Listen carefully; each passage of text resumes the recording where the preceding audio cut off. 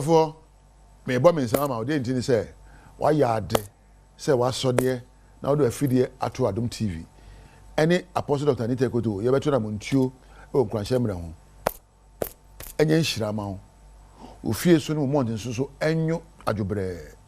Bushia and 2 years and coye, dear, where Juma Waria no sick as some ye didn't be jar war. And that's so a shabre.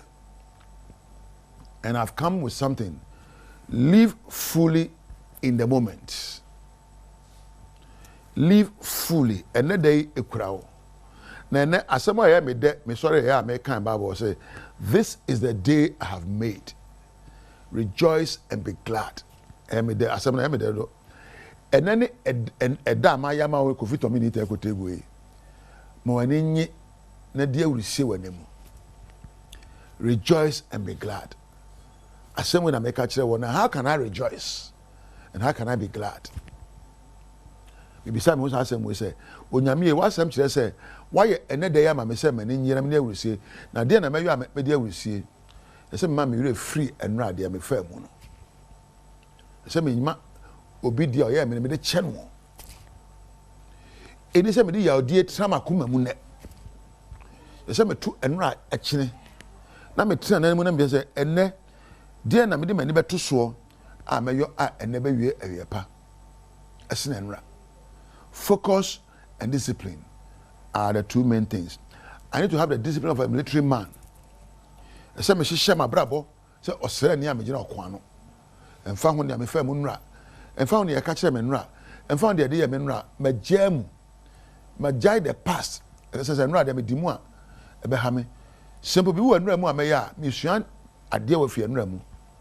Dina me yo ya sinto bae a enko babium na me nka dia wo de ka kire me se empo me driver wo hia me kwamu a wo ye me wasem a me da chao fakọ wo na wo bo hu dua se wo hia pere mu ti se me otwa ma no enti nyama asem na wo kan ye nyama asem da de yo me de wo say dey na me ye ne na me nya hoto and your friend say this is the day I have made, rejoice and be glad in it. What can you do today? What ways are you going to think about today for you to be rejoiceful, and to be glad? There are thoughts you will think that will make you sad. Don't entertain them in your mind. Adwimi wo a obetwa go adwimi pro so na day. Ena na no Ghana edin. Ena we say jai say wo ye omama ohene e wo Ghana nyina and think about you. Focus on yourself. There are times you need to focus on you. What am I doing today to make me glad? What am I doing today to let me rejoice? Oh no, you don't know. What am I doing today to let my wife rejoice? What am I doing today to make my husband rejoice and be glad, and my children? That's your focus. And then when you know,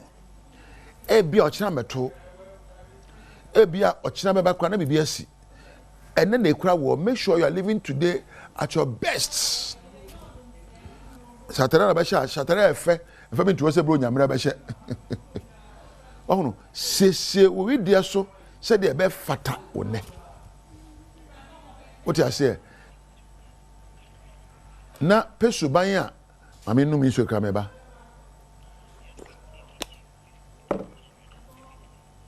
Wow, no. Na Pesubania, Ubenya, a bebwa war. And then they ne crammy. Onyamisi minia will see, na mamma ni womu. And your man na me catch them home adwen proso. Abama dear will see, if any positive affirmation.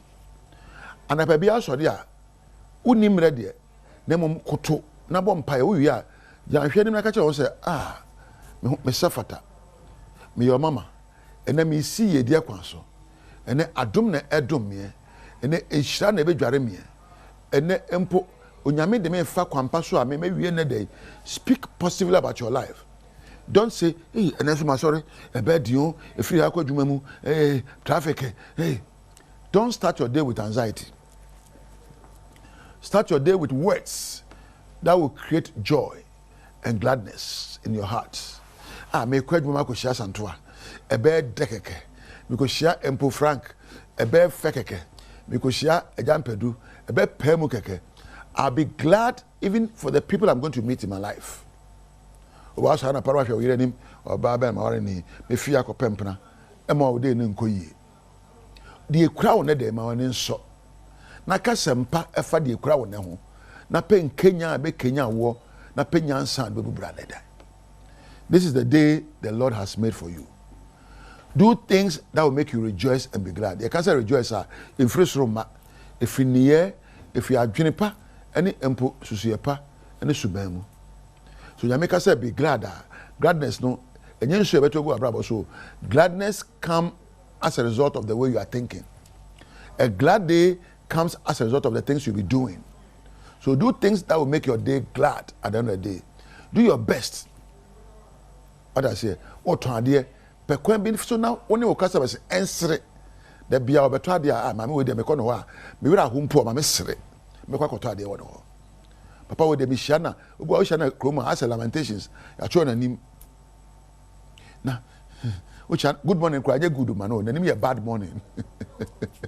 More good morning, and you're good. Namasi dear, and come on, cry.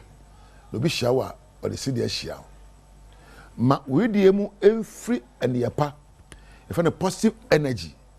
Now watching 1 year once will be a ben. In life, your thoughts can engineer positive vibrations or negative vibrations. Choose to attract positivity by being positive yourself. What do I say? Adwina wodwin no. Me endimu me sefata. And say many Paul, me people asem no. Em say Philippians 4:8 wo. O say ne edimu. De sefata. De ejina wodoso. De hutwa. Say nyoma we na me bobo ho ma dwen so. Whatever things are pure. Whatever things are lovely. Whatever things are just. Whatever things are of good reports. Think about these things. Oh no, Paul, or a psychologist too. And nyoma wo dwen ho no e na Kenya wonna no. Na djuma me ntua eka me dem nyanka me ko. We dem no abo san untimi nya djuma no. Oba ben makofa ni oba he ne bi wonno no. Ma anigye enware wabrabo anapa. Na awia no be fe ayede. Ma ensempa eni nkuranshe nsem. Enware usuban no wabrabo adwene mu. Na woda no so be sane ayesa. As you think, so shall your day be. And think best thoughts.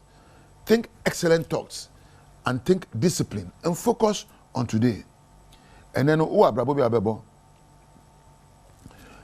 Sianse anapebia so ya wa asrekere ho. Uni abonti obi nka se be wabodam. Peside bi na sere. Me hwe o sere ba me hwe. O sere untimi sere. Sere. Wahunu. Peside bi na sere ne dey. Na ebe Kenya nsuo bi omu a ebe Kenya we de na yedi adware wo. Wo so anape wamuna na Ghana edion. Ena bayire crab boy edion. Ena entos efa ho ban. Adina ko ye fo ni bia. Hwe. Jaise obosobo ebobo na peside bi sere. Wo sere ababo no bebukan. Umuna so bebukan. Mena a wo me atumi fo bi o se kofie. Wo de ani gye ayere ma ho. Ena wo de abufo so koje ayere ma ho. Na awie ye no be kire ni abenya. Wo de ani gye a wo gina ni gye so di bubrapa. Na wo de abufo so gye na nkwama wan hwe ye mfa ma obiom. Enti pe ni gye penyansa pe wodo peside na nhye afromu ma na ene de yaya ma osem won enye ene na eda ma wo enu atwam kọ o kira nya mai de kura wo ye ne entuma ekura wo ye ne pamatade e be fata ne de afa hye on de kura wo ye ne ifra no pe ya kusu be no nsia bebo ene mpo no ndu bebo anadwo no na odu abrabo aye bibi na wa kan sempa bi akire obi frobi na bi senase na kan sempa bi kire no na yeye ne ye pa bi kire obi na abrabo be dimu na aso ani na mpo ade achi a de ya ne no e be hye wo kina ama wo. What you do today will determine your tomorrow. Onyame nhira wate onyame kan wate onyame mie ne friends bi wo soro na ne nyansa ennokro wadwene na tona montio papa a wo doni enije wo aha na meja wo mama me na hema asanto ase ena eja we be kampedu ase when na production team ekura me na mpo me maf sound Frank and Osmosis camera Christopher and a Prince and a lighting and obi a boy adwumadi ba me nchen MC afo nyina me damanse wo a onya mrehwe me de me ja hana me ka se woni onyame entina Chibiem ne na wasemra Adom TV Badwam dwumadi so ye da apostle doctor ni ta ekote egwase eni nkranhyensem de adu so no ye Badwam kase sem no ne yetodwa mu bi ya wo betini electoral commission so mu hiansen trofo ene won mo adwuma eye no eno ne nsem bi na no pay mede bro sa Adom TV Badwam kase faseda mama Joy Trish on mata de ba ko ne hyeme okwa adomonline.com ansem we ni bebre so ye de egu ho Facebook/Adom TV extra na fe YouTube wonso ko Adom TV tuber ye wo ho medi de afia amankwa tamaklo afia ni de mientie se den nsem ni chemu ankasa etie electoral commission so ene ehye se womo ene oman Ghana centralfo be ye adwuma no krogen e wa afia bato a aka nefuo nkron na ye kwa akwatui ensem no ene at the coalition centers, not to restrict the freedom of the media or to prevent the media from reporting on the election. In any case, if there is any institution that needs the media now, it's the Electoral Commission. I don't know if we need graphic, we need all the major media, even the smaller media houses, we need you. So we want to assure you that the Electoral Commission will not do anything to undermine the work of the media. And which chairman on the corporate services so electoral commission Professor Bafo Ejimandia and so the same say a piece so very competitive elections that brings tension and conflict is built into the system in Ghana. So again, I'm throwing it to all of us the need to begin to rethink our governance structure, our political system. Look, if the Americans are doing that and they are there, don't say we have to do it.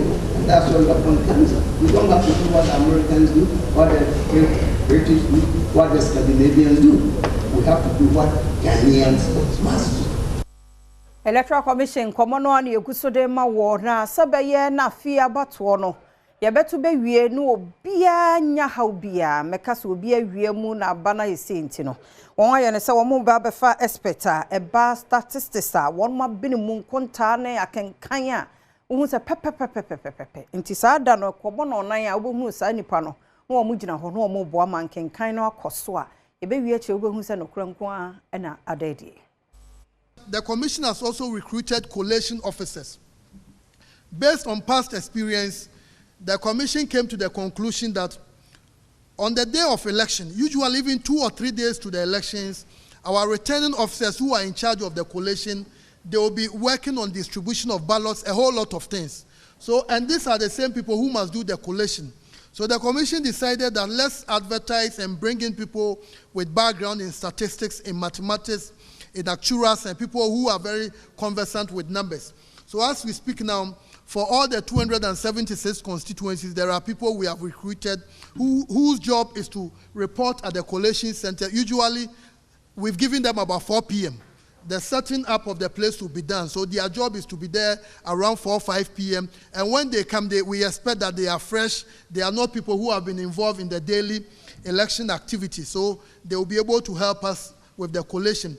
However, the announcement of the results and the declaration, the announcement of the presidential results in that constituency, as well as the declaration of the parliamentary results, is the sole responsibility of the returning officer. So the job of the collation officer is to assist the team to be able to do that. So apart Arahusampa bisi wo axim wato mantemo bra efie ejato mu nipa miensa de atoyemu hono ano to na nanmo nsiedo miensa aka nso yede wo moko ayaresabia no ene won to na nanmo nsiedo munsem no kase eto so na wala ujana na mfo bidai tijebu muse ajadai yadam waya tadi bel twem sa dada nse nso beta pai sa dada ni twem sa beta di muse ile jaja edan na na de es aba kan muse so afanye mu hu akwano emiye ko na e de ko nya kwa esi first year I'm here, I'm here. Maybe I'm a family wife. So there's actually happened. I don't know some for your mathematics, for your mathematics. I come from Ghana, I'm at idea. I'm not a young crown to know. First year I'm through Jalina, the phone brother, and I'm both Obama. Ayento Adom TV Badwam kase no eso na mema duonu enum ema mienu ene yesusuo se abetifihne ye nipa bi chi won sie no wo munim ho bi eno aye de won kogina adaka mu ama ya ma won bail 20,000 Ghana cedi nipa mienu enye wagina mu me de pass ene nyankopon adom seki ko judge a owon price wa ma nkrofonu nyina court bail e kire se emra no eye adwuma se wo ye boni wo Ghana ha ense se obi botuo ense se obi ni okontokwa aprosufo eso duamu a na de obegina asani bia na court e pensem asem no mu na o mo hwe na se e yade a ese se ye ma bail a na ya ma bail se ne ne court aye no onipa ono ene kasama ebitifi palace Nana Saka Dakon enso di tudwa se. They say obi ku nipa kra it me man bill and I'm not against it. And it's kind of the two on so big bond. We are okay with it. We here on a fair trial, that's all. Sunyane Forest Service ya share Forestry Commission ase e de kokobopa na eme nipa mu bia wo matie si kwaye ni mu bunu ya se omo ani na ho wo so wo mu bia emra no ene won bidi bia so na episia bonuna na se ranche baba wa omo do so mo chenso omo ba wa yemu no mu ko wianua efile sa me nsuo ntonti ba bia catch me fam anona oba sunya for district ya enyina kabo mu se yesu ye be hia de yenhye se ne ye be ya e be si sa de no kwae ti wo hwa ya ene ye be hia mu ne ye doso sunya forest company for any TC holders ya omo amama any esukese any forest guard TC holders nyina ya hia rapid for ya hia ene yenhye se ye betu na mon se de ye be ya robokwa no ban na akonfo any abonefo ejibowura mu enkose emia ye betu na mon den so abom prempe okwaye ni se ye be ya omo adibone so mu ko ni omu ntimi nko enti wo gadi ya rapid for no TC for no forest guard for omu nyina be joint operation day and night se ye be ya obi o adibone bi ebi to si de kwai to na mon akokwaye mu ho na obi o to abobone bi etimi achi no ye chi no so a eno court na emra ene naji na me ehunu se e kasa yen sakwa ye de anamon edi kasa ye edie no achi na wotwi mu na majority leader ora Alexander Fenyomakin de lete ekwo ye se speaker nye na nka wo manra shebe ya formra na nsem bi wo hono mu a e wo so wo mutena so na enura da speaker nso de nanu ye aba emu nsem ene Womanfo bekaya enipa bi e wo dom ketwa no akruchi gu nkrata so ade koma ye mrahwebedwom chiame se obesan frɛ ye dom ketwa ne dom kese no na wo mo abesi nkonya wo mrahwebedwom na wei ana mrahwebedwom chiame ade abetudwa se enya ade a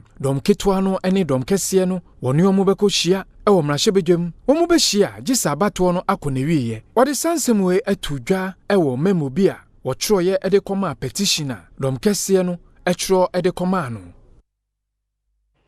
Mayina no so na Adom TV Badwam kase na ha na bema kwan na no pe ye de asie ye da se umre no wadaje abribia wo de maye wada worma sa twa ye mbiem ne mfa de bonkrata no mra na fe yakonya no mra ne a onso kire wadwen ene eka aka na ponkono 9 days ne akwa akoto aba e be bie phone lines ne yenkomra yentwa so da se ye mo akwa ba bie mra Adom TV Badwam dwumadie no eso yada so mre no wadaje awode maya bribia the radia se net 28 November so ye ka tiasefo no oka ho na ya se rade se wono a o hye ya ntade no onka ye ho na o maye nwuro ya tade ene nso yada na se yada wonso ase aka na nafua enkono na yakwa akoto aba ayi mampani na ye mra hye bedwafo ye be phone line no na onso nia o gina so ede ato aba oba no abone papa amaye sabeya dodo no anso betimi aba ye ni gye mo ho pa fi se at least anya kura ne de bia no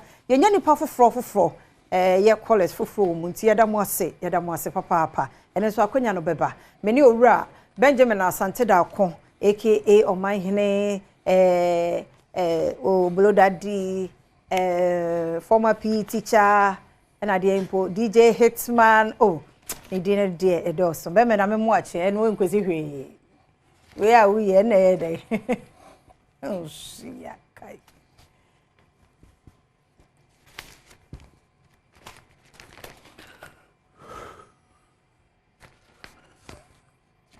eno ye dey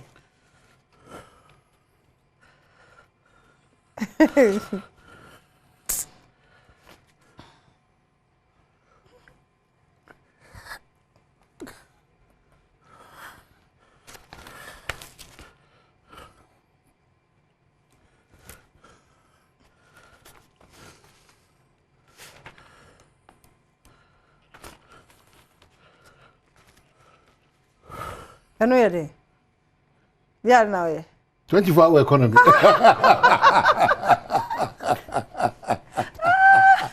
Oh, if you're going to what do you say no more? Me don't want to say why you who pa 24-hour economy. Yeah, Chobia. And that's why that for you know, and yet Maketwa, Bribia don't yame the enquire or the family. Na abani mo abedin komo kama gidi se wo so fie boko ye na nkora ne nko go wan we won kan ha traffic ku kuma se traffic wo sunye na traffic ye na nkora ne nko mo amotitete pankro no ne etimetim ene so ameno traffic ni too much atonsu de mu ye kakra so full like say timi yere bawe ne prempe wo no wo ti ha so de awon mi se o fa eye motorway isawam no abegina eye ne kwa de hos ha chu no so ha adwin pa ha chu hono adwini you know ti monya ntem na won so tun tian kwada no enye o mo fom so wadatra ba enye ne fom so se bosses ha no pa ya bosses ko speed and number because we are trying to beat traffic you know rather we are mobo and na post for so ye checkpoint am say training for no enti no mabo you na ma ekwan na one way say ma traffic na me say ba na ma ye flow me kwala no kwa na no mo hunya me say na ofo mi si tian kwada e wanya ne sa kwa na daily kwala kitwa do no wa brese hati go ko fa no adwuma school no o fa no be 6:30 na mudi traffic no makodu 9 na odu 9 homework kwantima ahwem so nti ni nyina affect ni o ma bebre sana obedi di adware adwane ai cheko ba sha ba you know enu say tama mimi kofi anyire ma hu say obatan bi twe ne ma mi say by this time I feel no mu kofi na time be no mo bedware adidie na so homework bi revision bi obeye ya akra abrabo na ni no kwensu ni say camera nyame nhira ma o salu ba nyom ne di you know enkanka so onim de oka nyame shama no the enkanka Ghana ma stress ne doso I'm telling you pa na papa ya otise mi sorry ni waja na ma we ni oro fa be so go onko ayobano mi wa obano so ye adwumo asem no anye easy mapa de me se mi yonko ba akoko ade wadi die wienu toothpick odi ni se ajo akua fa mi so wa ware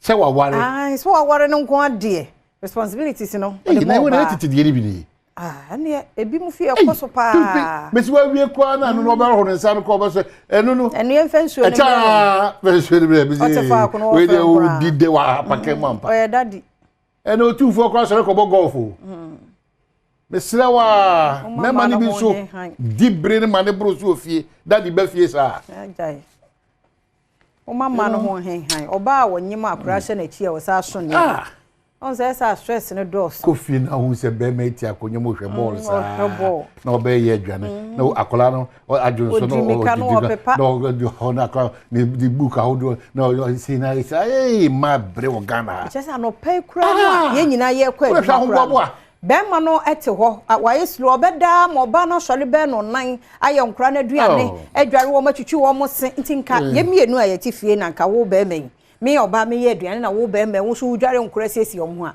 Ebo says ni nyina yonko. Enso daddy, what anyway, yeah can see this na no the name is Armando do also kairi bom bom.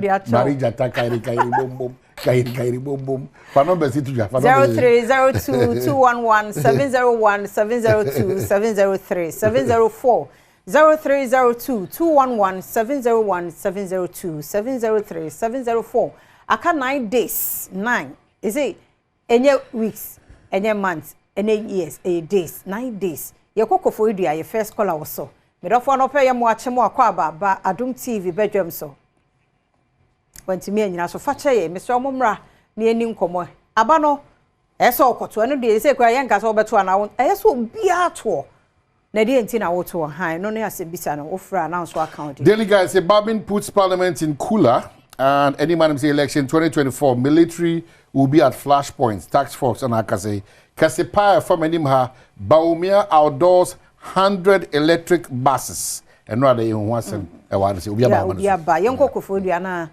ya mo ache mo akwa ba be me na yo auntie good morning nyame adom yeah the rally ase ebe say me dey rich prepare me first we agbanya afro ona bo sintemar in first so okay na yes let's say about we enya sumdwe yem pepper sabata yem pesikan na independent candidate ona bo sintemar yes ren kulimbi man na parliamentary candidate hanadwe de bia MP ana bo sintemar be ye campaign bia na independent MPP ni no campaign in granda NDC ye campaign no on the car any name yen pasa de no sa na yen topa enti mesra se o mo hwe no munjai sa de mo ye da se papa o ho franso aba medofo anope ye mo ache mo akwaba be so mi aba mpacha pomo nyame adom na kwa woni ne mpotem nso ye enradi ye honorable bra champion the baby osimo sana mo wa ma mo post amantimi am se ne baby no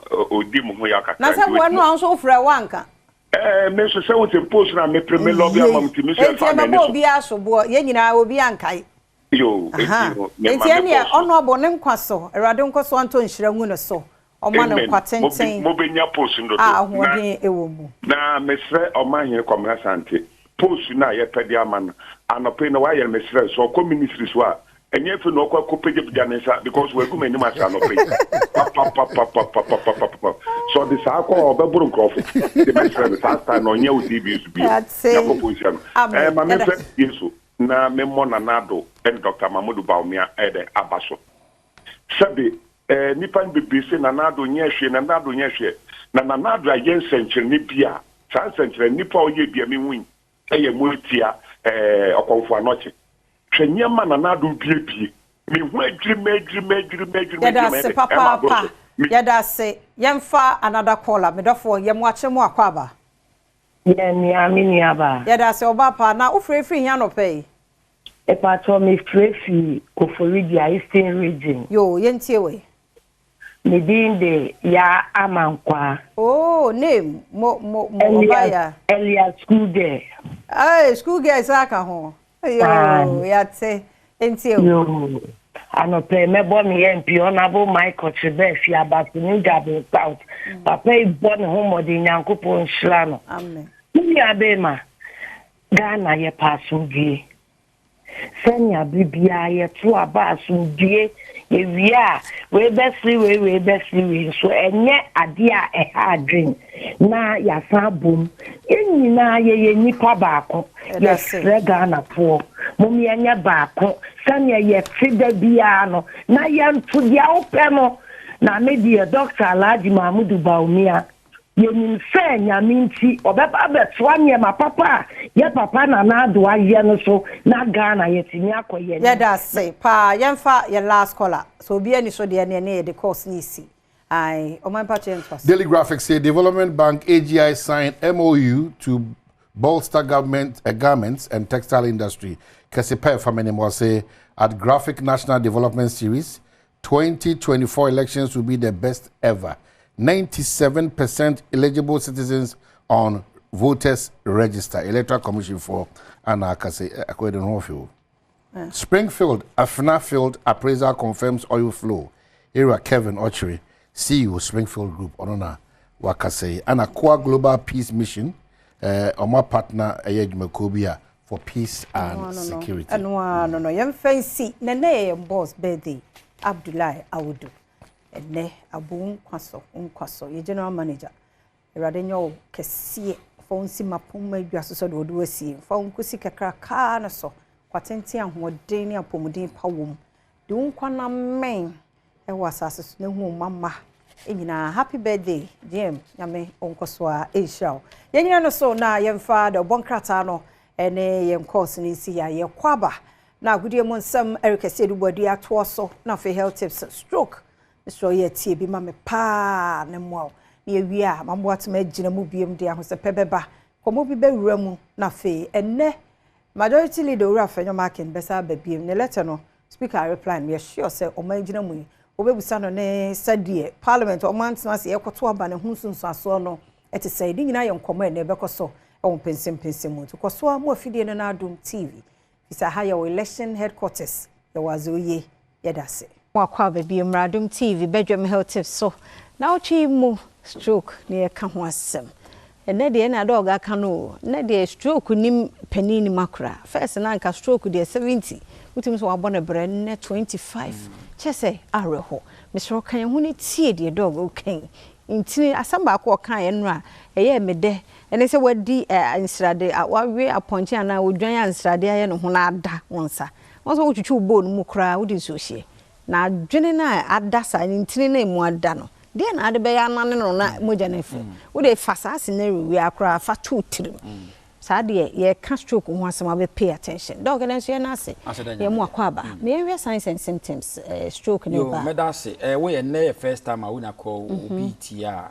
ye din komo afa stroke na stroke de ye kan nyina ne se moja intimi ne afusa ne nko nipa de se ni wadwene nti the fact se moja intimi ne afusa nko wadwene mu no ya de fense stroke nti stroke nya bonsamfo ya de okay stroke nya ya de a eduabo ya de stroke ye medical condition adwene no moja intimi ne afusa na nko na stroke no ye kire mu se mu ahodo mi two main types ye what type of stroke a e mantini ni mu sisie aye be kan say ischemic no etimi kofa ema moja intimi nko ye what the type wa hemorrhagic no intini timi pai na moja nyunugu adwene eno so e wo ho em ye ka say that type of stroke kura de etimi ma intini ni pai a bebiri no ano omo survival oye no a ye de bedu hospital no yes wa nya me dia na okọ se stroke no ye wa ya kire mu say ye wo no wa hwe ni ya etimi di udem disable to obi o etimi kasa obi o na yiri gina ho wo hu no stroke pen ya de ya etimi di sa de ne ba oba gina ho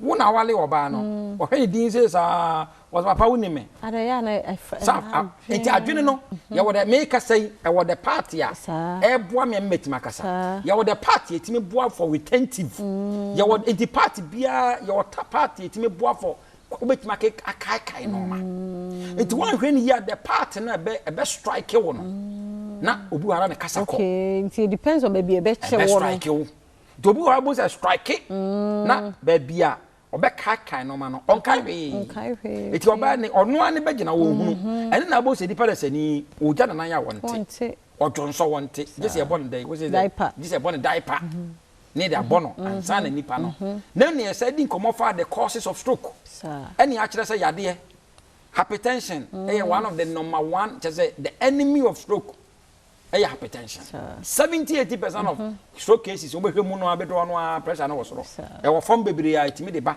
omoja so atia eno so timi de ba cholesterol se wuntini ni mu wa body a lot of srade wo namdua nim itimi kofa ba akomayade etimi eyede etimi kofa ba anantini mu weaknesses eno so etimi ekofa ba ena na wo se yeni nkomfa signs and symptoms wo fia now suspect is obi anya stroke the first idea also man ye kache nipa ne say daddy peja wonsa bonkum kosoro se stroke no peja na stroke na che ne bonkum so a ne nsa nifa no so a ontimi peja o peja bonsa o peja ne mu ye dudu bonsa na e kofo daddy ma wonsa bonkum ne so ti se stroke na che ne ha o peja en peja the first idea obehunu no so obi a wotie bia nche ne so kache na papa say asama wo kan won kan bi ni wachi boso okasa bose me a me kasa mu aye very clear no se stroke a may God forbid a chemia bose me kasa na mabɔ me hene boso okasa yes what te waso sana what so wonte obi okwa so an kasa ne timi kwa na kasa ne so won sere bo se na nsuo edrupi e fa na no fe wo fi a wonye doctor these are the sign ade a obetuma hunu se papa yi stroke ache no na se nche no awoka papa nkwa ma me so yes I know yes obi a che obi a ka je nso wonye saade so na stroke ni ba be ka no ho a e be sha ase aba wa wutie na time stroke na ba no de e ye time wa paralyze na wuntimi ka but sign ya e boboba pressure timi ko fa ban titi mu akoma bo peri gbani so biri ya mu hyew wona mina yo bete and na nerves no enam se stroke be ba a nerves no striking it down into bones and nerves no damage to bones na anansi asase se chechew okay honam hyehyew honam ye odududu honam ye obete so hu forgetfulness arefie obitimi de ade towa na wo hwehwe na wo brunuya wa fa ade we na we obo hu anse o ye anu wasa ba be obi nam wo hyekere wate ana wo hye sandals pa body timi free na ase eko onte se kan timi twa obi wa hu se moja ba wo timi wo na we dey twa me da bai wo ye obi a wo sa de na hwe ni ye na wa hwe stroke ni bi tima cha obi a bo se wo kasa na wo keka wa no ebi mu nketema dudu okay enti obi wa bo se wo keka ne ketema rough eya wo sa forgetfulness wo mu nyina na some of the signs and symptoms ya ekofa ya de effect stroke so when na wo hweme na say ya de effect stroke ne hawo end point yes sphincters branch na kwa de ya admission for stroke patients and one na woman no ne ho te say ya yini kura enti so bi ba say stroke no 1 month and na ebia utifia ya behwe wa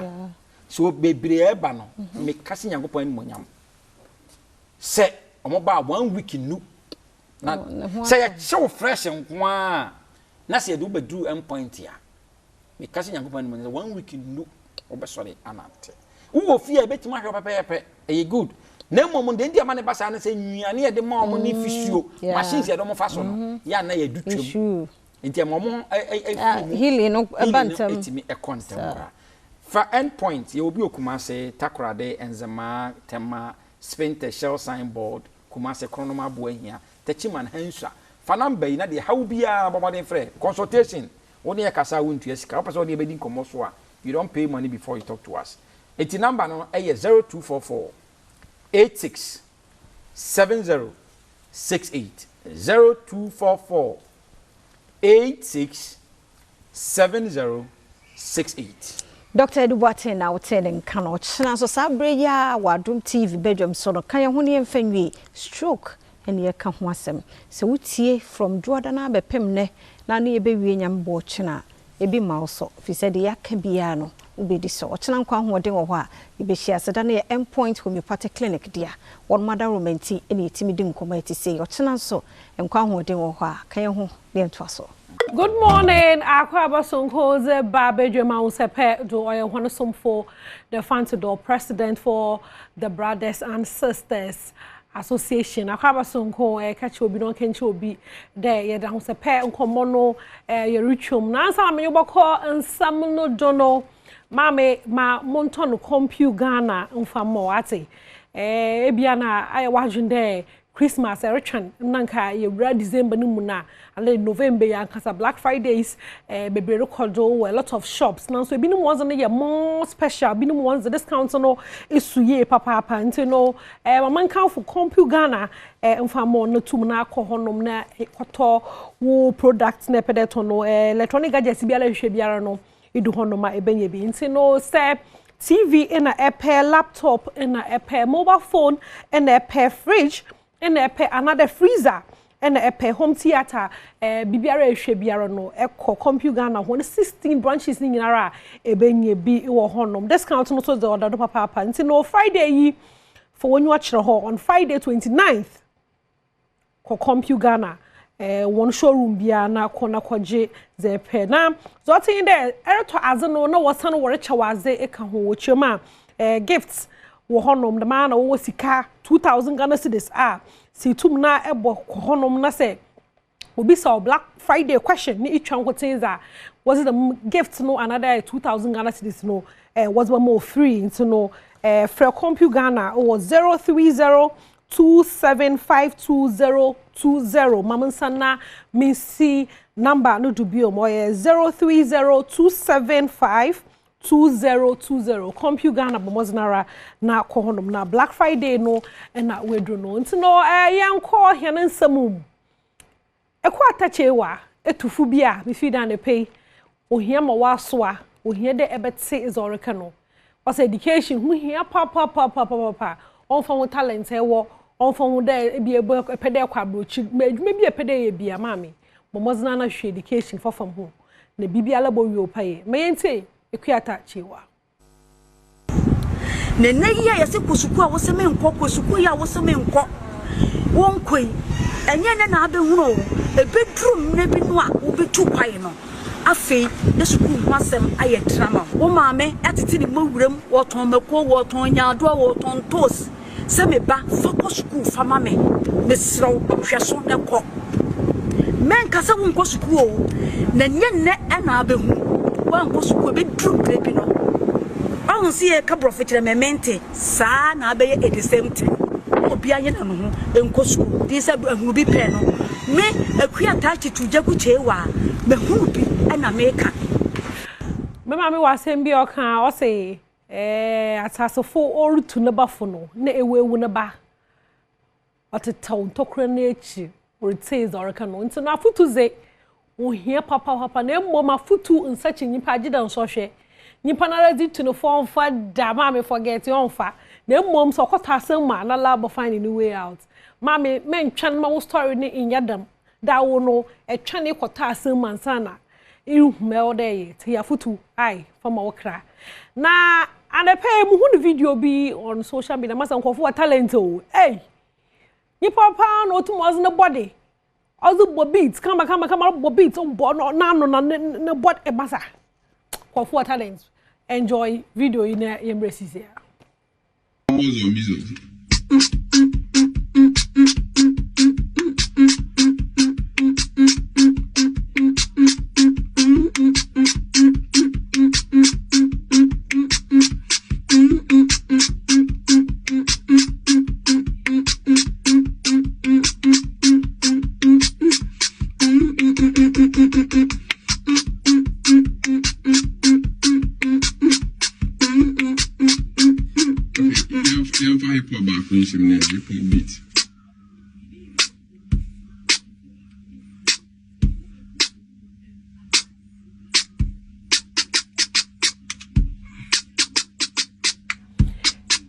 Hey, boy no what talents. You know na ya was one a cappella no. They were ojina so rubo beat na. Na nkofo no one voice no today baka dey o dey mase nku bi shechi ma mase nku bi an shechi ni papa na was na body na nano was rubo beat o ye fe papa. Na so no nkofo work dey be dey o say Dr. UN no. Ana Dr. UN na ba. Ana na cousin na. O say ana wo hwe ha okay now yes we obi etam cheche no zanzan wada no mu ye show papa so say etam cheche no ye no show nye because when ya malaria momto na edru mo ate golden herbal mixture inyiwe edru say anepay etum na akọ pharmacy akaye test na was malaria ibi no ho no mo so a wan woni mo malaria tin na ye wondan was malaria na wenyan say etidama golden herbal mixture and an pay makan for mazamo say if malaria dubi ho no mefa na ho kakao malaria dubi o efa na was mojaduru afom ho amodeje na kokonom ka ho sende malaria duru no tumu na oru mojadam na ye wan wakan but golden herbal mixture is say inye bi no mpa za mame no ichi na nyaza ho ba kakao onyaza asa na afina e kaka fa mojaduru biara aka ho oye all in one into no shisha golden herbal mixture and anom say be no ebesio ibutum na anom golden herbal mixture ma yentua yenansamodo na say morotua do a ajagroja no onye osebo the Zara man as no mama social to watch mama you that chada ho to fa na ho to pass woman ye bi wo honom fashion no back to back easy me yi kakra na easy me yi kakra chada ye refuru kra na na ekra reminding the wonder hara warrior fashion competition ma ye hwe a jagoja na last one or ye because was about a release kubu so I'm okay for me oh okay into ma ye hwe a jagoja na last one or ye na your phone call us boss no crowd or cover Ozi sabre waka ebo mama mu ata na mente sound make it because asawo boy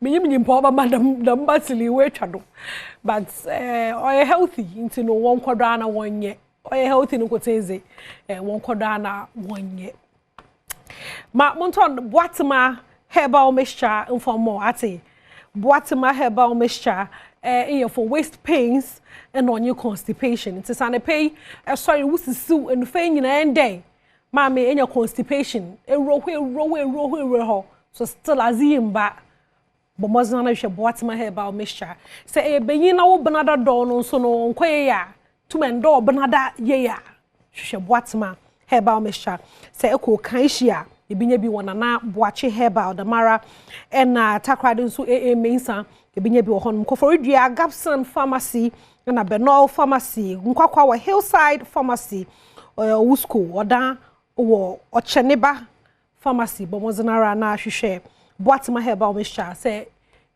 inya 12 years a memfa boatema herbal mixture ai every honom na new song bi a drop mame inte Ghana nyom na da mhwehwe mo na Kendrick Lamar na wote no okrom ha dey new song e bi a drop Amrado na Samini wa drop new one cry drop na kakra ya mama ete cry hu na nyum yo kama onko stream nyom no o ma stream Ghana nyom o wa Apple Music o ma stream Ghana nyom na Kendrick Lamar no adoso masa rap ne do good mata say but masa the first 10 pa dey nyim say or dey enyu abre na America enyum sam ni ntino mama ya kwakwaje throwback songs nka no pa no na your groups be what wagina one and papa VIP in a book back say a millennial in American because back in the days no we ba Kofi Ampedumo no na the me na what the vibe Weber those times when we were where were you Weber no where pa were you into no DJ Abello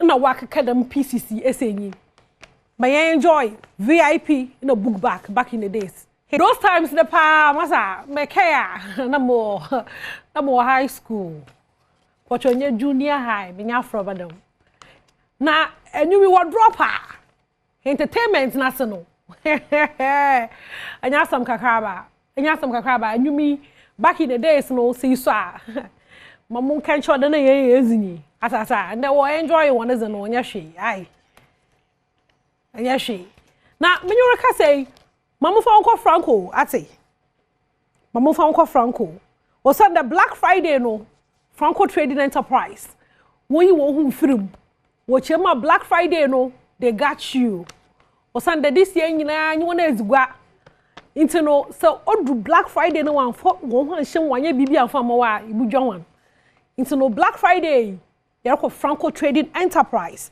mobile phones in air condition and na air fridge in air speakers another television in the air Franco Trading Enterprise so or more discounts up to 40% mintin baby 40% but mozana for we need check Franco Trading Enterprise na kokaji mobile phone speaker fridge television papa oh hono me botum na afre Franco was 0246 422338 numbers no odoso to do miss wedo biom na mzamo 0246 422338 another memo landline no na etum na afron one 0302 225651 Franco Trading Enterprise still phone papa FA na and there premium boss the birthday o boss in your guy I'm a boss no a guy I would do master of the ceremony I would do and there the birthday if you had is a young and friend or abu another baba happy birthday from the entire Badwam team headed by head of productions Kofi Ampedu ye chemo papa and there wa oda na odo aye we mo ntino and expect something special Kofi Ampedu chemo and the lunch on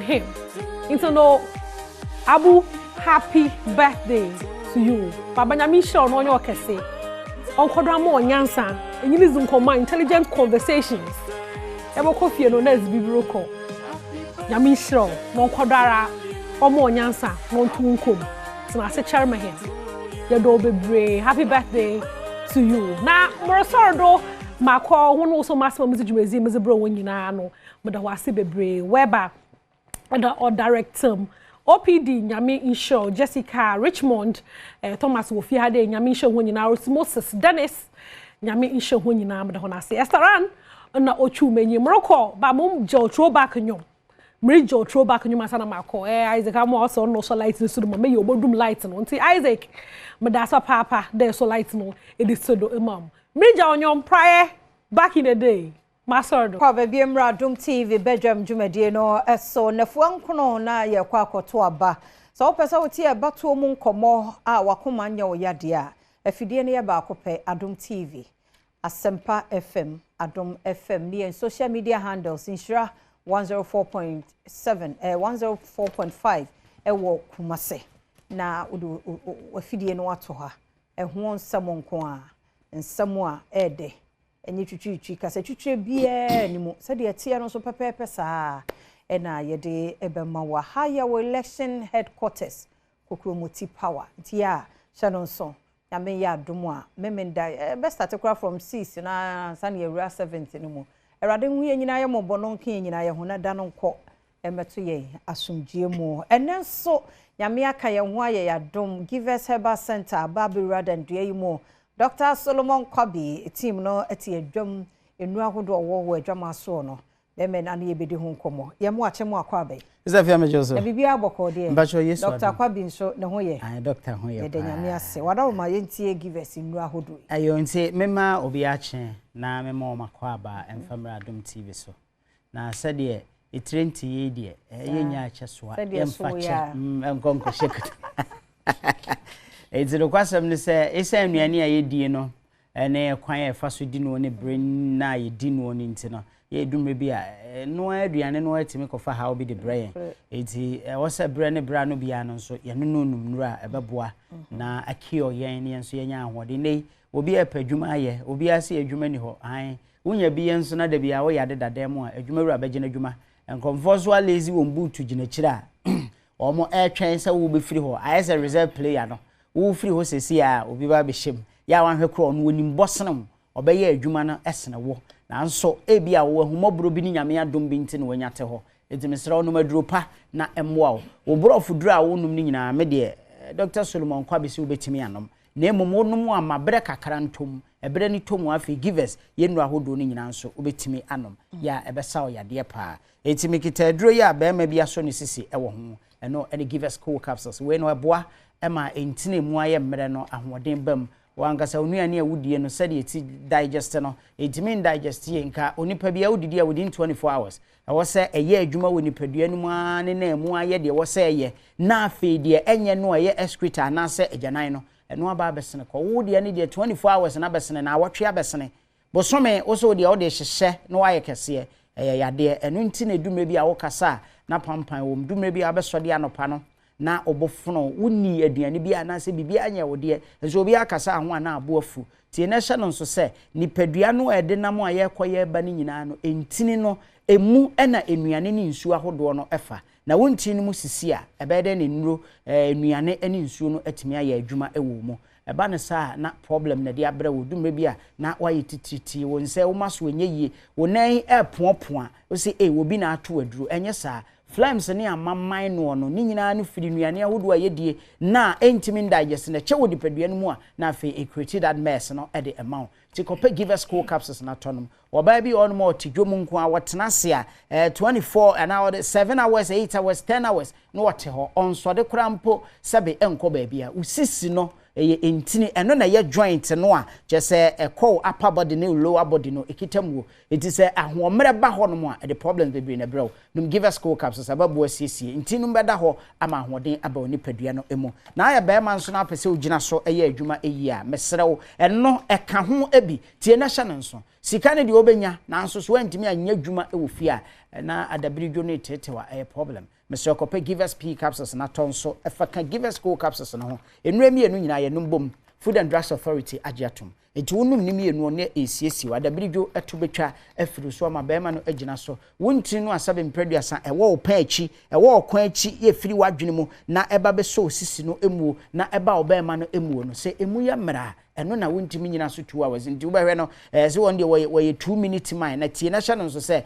meme de sa shallow mining bi ankofo ye okuru ma mempe shallow mining ya na mpe deep mining no eno na e guy eno otimi komuo na efie nso eye de ni nyina agina sa aduru mi so give us cool capsules and any P capsules me se wa afreyen ne enchiro ba bia benya bi atosese a 0543 222470 na hosuo no se na tie be ma waso no sisi eda ko ne ho ko ne de ema ne mema nyina timeto na eyi moja sufie ne amaman ne oha obi afiri ni padua ne mo na unya ahoden na P capsules no nso boost libido no oba ne be ma wonse ahoden no ntimi nya yi abonse fie no enye de ebe boost libido no ama wanka so afre match ya wani ebeje ya no mbom ana ambacho ya no mbom ye se ya ntini mi enu se na tie woto ko no ano wato P na kan P ni gina o ma power e ma o ye adwuma eyi pa ye nom ni mi enu ebom mesanso ekita give us GC capsules ene eye GC we ye mixture no na we ye capsules no na we no sabe mpreduasa we ye oba na ensuo bi egugugu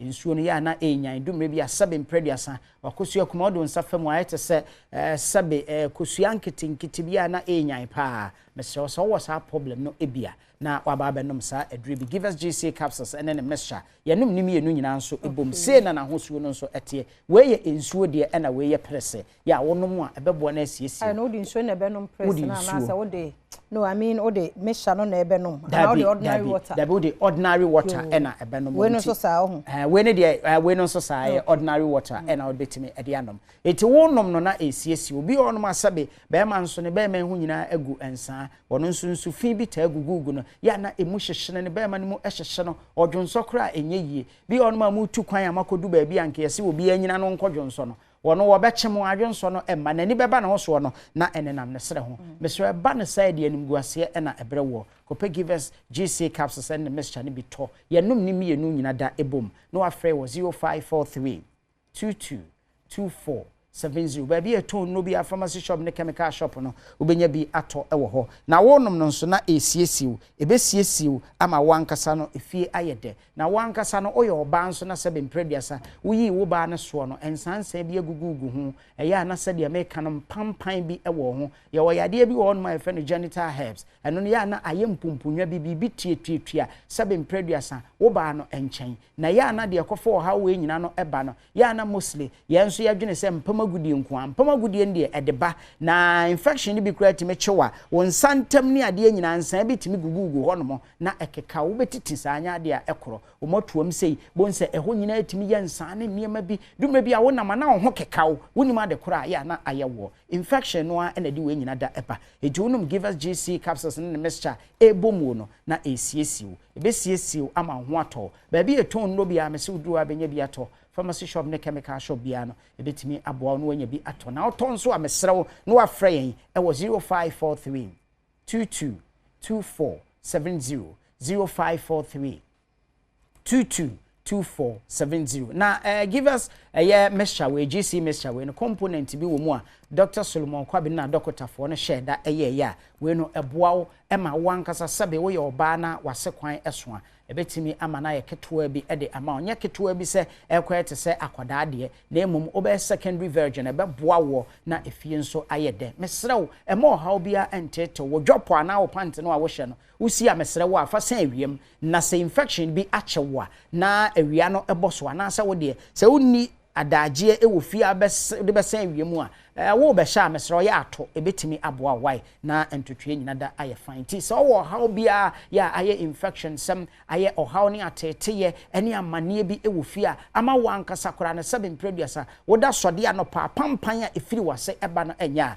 num give us GC capsules na mesha no ebi se no bi adoso am yesi wo fa wo wase fa ye senti ye nuanom ma no etie nkofo bi afutuo nde wonsa ewurewure wanse ede ye niema bi a ensem fata enzymes bi a na niema bi wo ho anyame automatically wo ye no ebo ma na se ho ban enti wo de ehia ne so oba ehoro anim ha yie na wasiesie wo ho kama wadwade yie eno ano no ne bi nso di no bi wurewura baabi ya abehwe na ne bo wura kwa akote bibi de efirase ho wo mo ebo ma na se ho ban na sojafo no bonse ba akokura afiri mu a no wanya problem enti da bia no na wo kwa agyanan so a na kyese eniema bi ha adwene ewo fie ho wankasa no kwa wodwunso wi a pampan ya ne di akire no enye ni nyina no adane infection ede ama wanhwe yi a ebetimi adidi akoa wodi enu a awo kora no wontimi enwo bi mesrew kopa give us GC mixture ene ne capsules ne bi na tonom drugstore ne pharmacy nyina ye ton bi ewo honom mesrew wo to a no afrɛ 0543 222470 ya be je so ne a kyerɛ kwan be fa so abenom no na akɔ na drugstore ho ne pharmacy shop we ka jozo give us a duro no asa ka kyerɛ so wo gyina hɔ a no afrɛ yen ebia na ba bia wo no de wo no asa na se ebia wo se ye kyerɛ ba bia ewo anamon kakra na wonya aduro no bi eto ewo ho enti fresh our number we are 0543 222470 0543 222470 yabaje ofeso na ya kyerɛ ba bia obenya bi ato na ebia nsem bi nso hawo ne ateti bi nso ewo ho no ewo se eboa ebeboa na one way infection obema na kuro betimi amana dawo obema na betimi amana ye dobregon ebeti atofom a adwuma ewo se ye no entimi enye nti ne ya wo sa problems nyina ebi odwonso ne nye bi odwonso kura ne moja ba mesrew 0543 222470 yabeboa na yama wo yade no aseetu na mesrew a yeguso a epe market se ne won be ye adwuma ewo give us adwuma kuro no emu nti so wo ye marketer na se wonim se de etwi okada no ebia ana motorbike ebeboa won so fresh a number sese ya na yama wo adwuma nye sense adwuma ho ayedene 0543 222470 yada say papa give us heba center na wote won kan nuro ni nie se adwuma nso e na abeda ho itumi ka sisi e opportunity ni adwuma ho odden pa nti wuti bi na se wo ye obi a utwi moto so de adwuma kwan bia ma marketer utimi eton ade atiase opportunity ni number no wo screen na se frɛ won ye ne won mo awie na kumpu Ghana nso eguso a kai wo chena fie Black Friday hyase den wo kumpu Ghana nti tumi ka ne fa ho hyemu bi ti wo bakọ na niema ye ton wo won branches ni nyina no ya tete so na no na wo mo say ye discount nso sa kura sa ka ho ti medofo a wo hwɛ me say Opel Samsung LG TCL HP Dell Nasco Techno Infinix ene Itel no trimika ne call kumpu Ghana na Black Friday o chena wonso fa ho agimu be eno achi TV bia size bia laptops mobile phones fridges freezers home theaters bia yenko kumpu Ghana Black Friday trimika na no se me koto obi mu oh ye wie na niema me di dwani na ne Black Friday ni bi kanu no Mrs. Kanu so ate am say aye yemu because em say minya be 200 wo so ti say 200 nke no nti aye Black Friday no fa ho hye me ebi ntina ho hwe na ubo wura kumpu Ghana so a yesa busa question bi utwa from 2000 yesika ubesenya nti I said the ade na akoto na wasa aju sika back the opportunity ni 16 branches ni na wo Ghana kumpu Ghana yesa discount in Black Friday no wo mu na shopping malls was spent so Sunis Legon so edi jumano bi wo ho online www.kumpugana and after 0302 752020 0302 752020 na wone Kumpugana 4 enin komo endpoint homeopathy clinic nsunie endpoint gusua kaiwo mema no free scan ne koso prostate no nko na wo mema pe ne wo prostate so e ma cancer fa ne ho nyim san wo tru be ka ba fie ho endpoint se bra no check him out lab de etua bi etua ska kakra na do ganya ska ne bi dia be support ye ti me sre wani die mu a be ma bia from 40 die eni agro na kwa from 35 boram na kwa ye scanning no endpoint e ma no so wanya ye mu yankwa check ya wudie mu hwese bi bia ye kama infections ti me si awo ho kwan yankwa endpoint one branch is in Accra Sprinters our Shell signboard Kumase Kronma Bohia Angel Educational Complex ono one year ebo ho takrade nso ye Anaji Estate tema county 22 endpoint wo ho Techiman Henswa endpoint wo ho Eziamanzama endpoint wo ho Fredog was 0244 867068 0244 867068 and 0274 234321 endpoint homeopathic clinic or say the end to chronic disease. And I was saying you would da ye me boss ke na din birthday and then nipa do no edi wono awoda na me special person boss abu Abdullahi awudu ye on da hoyi ye general manager no rade dia fe ba ko aka no fie kon ye boss nyame sel nyame ne okese e man nyina papa no oh rade omo osumfra dumu emfa dumu ye ni jo mu papa so wote no ase a betimi na ye adwuma bia bi ye wote na ase a betimi na ye adwuma bia ti boss unkwaso fie wadi rade ndobo no omo ahodensa na fani ho abotresa hu nipa na ebu ahodo sisa na tie ti boss unkwaso na me onhira oye no mani na any obusia ni na wish you a happy birthday any team a can brand e wo multimedia any team ni na wish you a happy birthday everybody share any mani su boss ye wade ni bi mani su breakfast na su lunch na su sapa kra no asafa account we ya boss we are mention happy birthday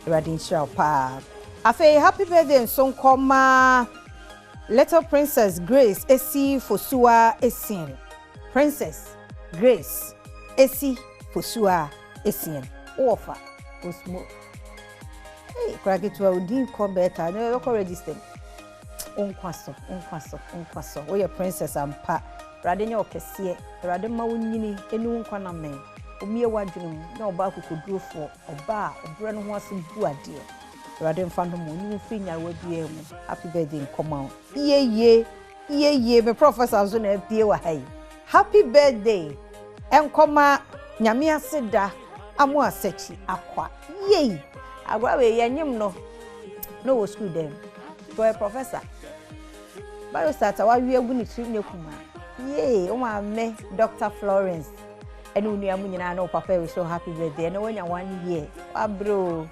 o se ye funu nyina na osua bio start nyame aseda amu asechi akwa happy birthday radi aseda nye bebre wo so o ma so mfra dom kwa dom e bi edu free ye e wa adesua mu no nyini bedru ho o ma me ani jo ho obusua ni nyina ni jo ho o special auntie mesu mani jo ho ate nyini be makokodrofo nyansafo libdefo de won kwan na nyina me wa asase so ye do papa erade nhyira no nyo kese wa wudu wa wuda na bia ye nya wode happy birthday enkoma erade nyemu nyina kese omam nkwatenten no onyim mfi nkeka wa ne yare mu no nhyihyira mu aha na bema kwan na nkomo ni nyina me de asie bidin de afia amankwa tamaklo asada ye odia umre no wadaje aha your election headquarters kokomoti power 9 days yakwa akoto aba enye boko emienfa onye scapegoat koto de ne free ho kofie ebo no nan aba pounds medua sana pesa obetie bia no abegina chire boko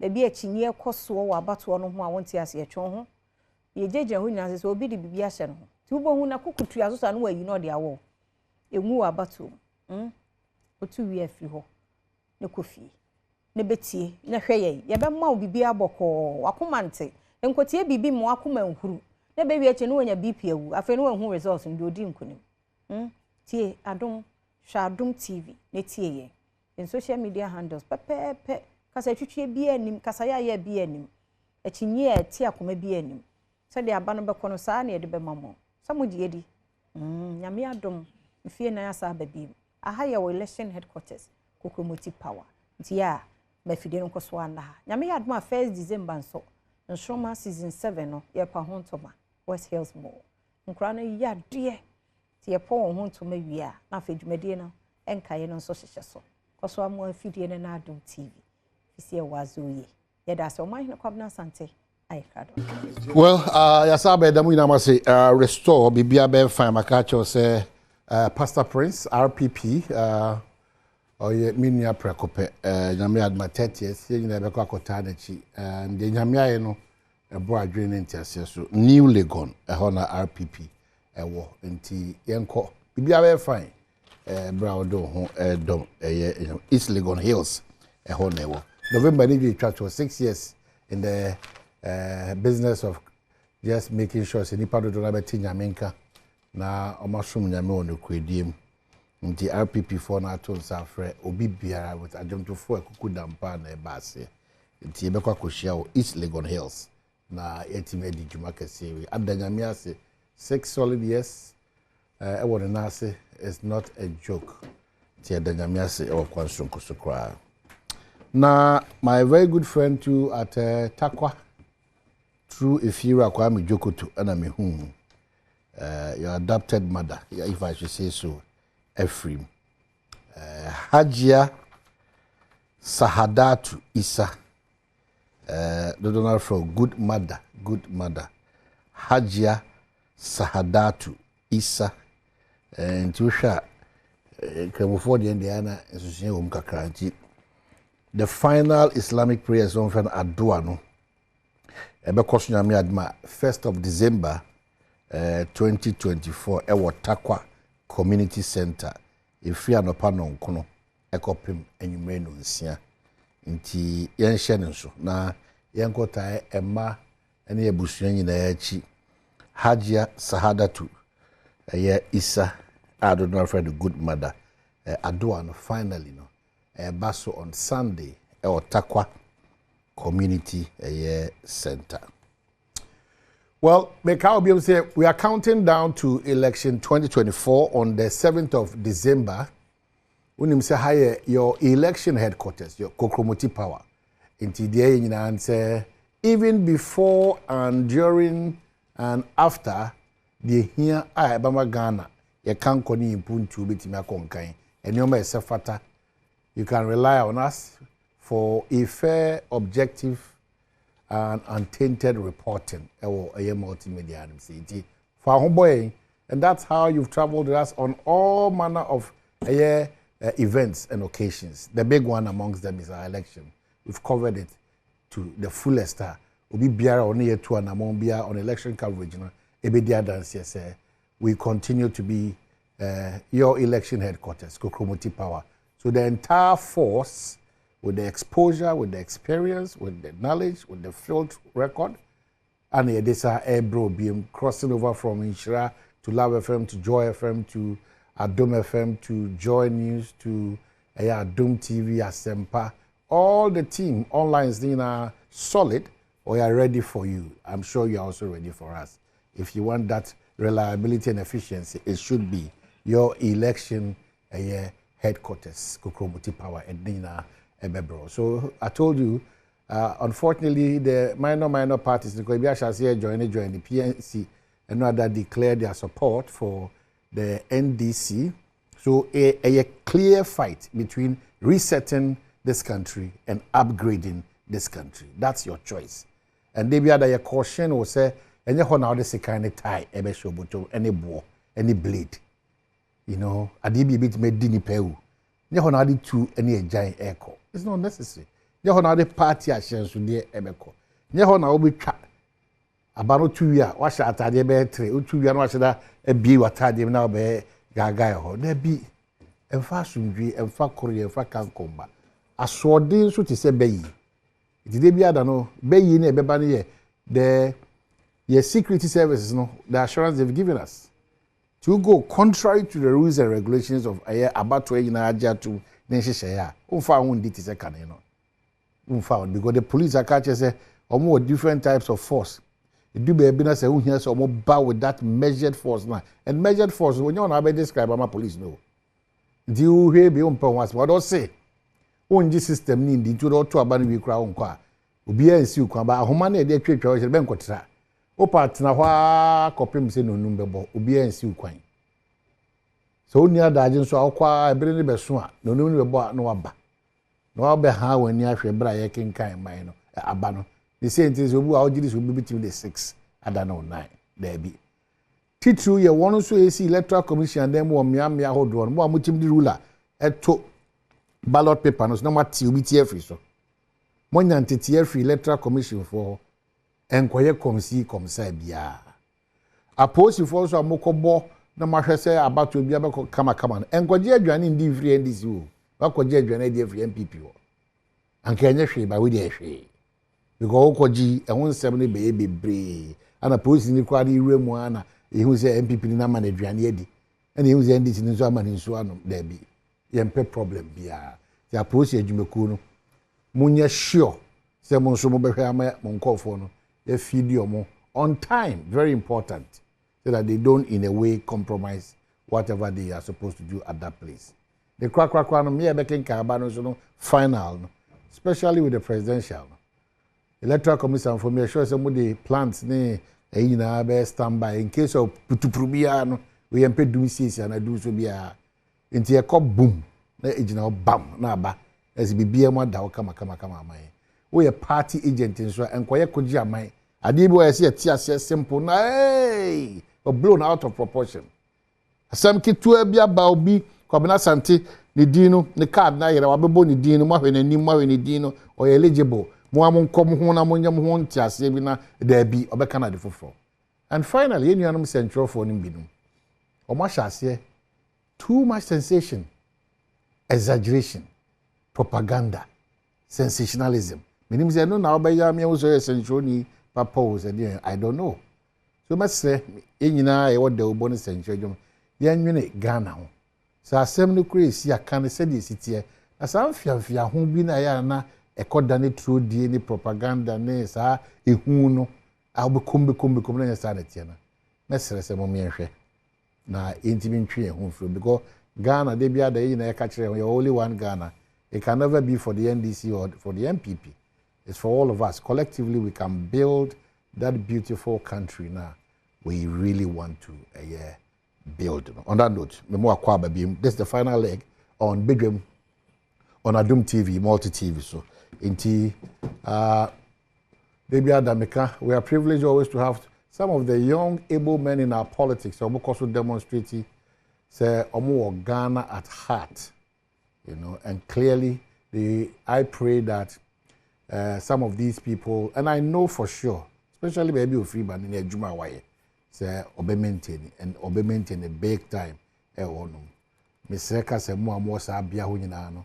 Once I introduce the personality, mbon say ehun hia se fata say mosa ma na kwanya ma ne be som e ma shi Badwam because empredodo awakwanya no mu na makoy no focus ana Ghana so akodiso. And that's how we want our parliament to be, not to go fighting and insulting. So benya the cross on so di atem. You know, oya nhwe so de e back e bi ma minke bi amanyo sem wo Ghana is quite exceptional. And yenhwe na yemfo asa ankofo no so no be omaninka yamanyo sem a ye ehom. No less a person.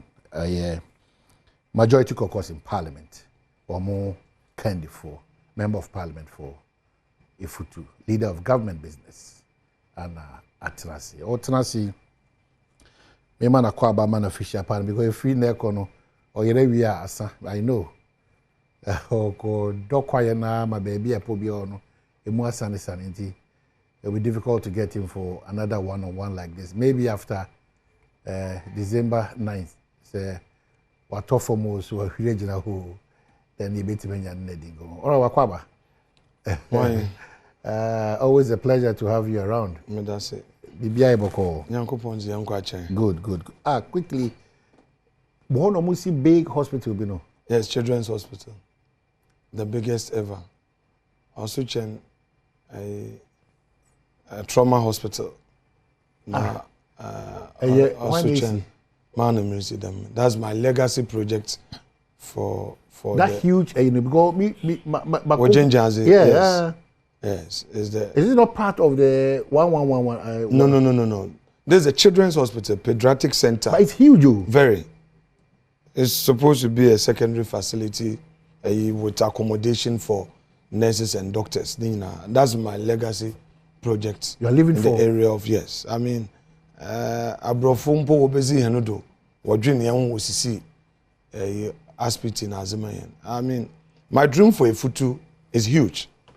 That I was the youngest to be given the opportunity, and at the time, Kofu Pifido say Brentaba, into me Yejuman and all. So day in day out, Mada Swanya there, may be shrunkun. I'm out Chinebi in Brentamba now. Wobabin, be senior, Jesse home there. A Brenta baby and a baby you need to there. Or Beginas Empire, woman a chance. Because Obia Nane and Yusiazum. Intino, the pediatric center no, it's going to be the biggest. In fact, I don't want to compare it to Princess Anne Marie, but it's huge when you also papa. Because government, yes, it's very huge. Tieba hand over my Ghana Health Service. When do you intend to hand over? And the Mokro inspection kakra finishing touches. Or various phases also. So I classified it as Agenda 111, which I said government cannot complete at this point in time. To say oh dear no. And but Mamenda Jane Janze I am Fonso assassinity. Yes. I mean Nana Numa o Jane Janaze 1 ton assassin. One family aben 1 ton assassin amam. He assassin for project was a more. In fact, wanye jahaze ahemfo ehun de jenjaze na je ya jahaze wo boshe ewe futu nti ibada enclave no mu apart from real estate project no ho no there's a new high court and a new circuit court yeba commission nyame aduma next week. Your initiative? Yes, there's a new high court, so Winneba will now have 2 high courts. Maybe MP na me see new first high court in Winneba. First and ne Winneba ye were only district court since Gold Coast time bepim maybe MP. We only had a district court. Na ye na ye a court in war Swedru. Inti maybe MP na me see high court. Na minya district court me shift move district court from the prisons yard. Maybe one new premises.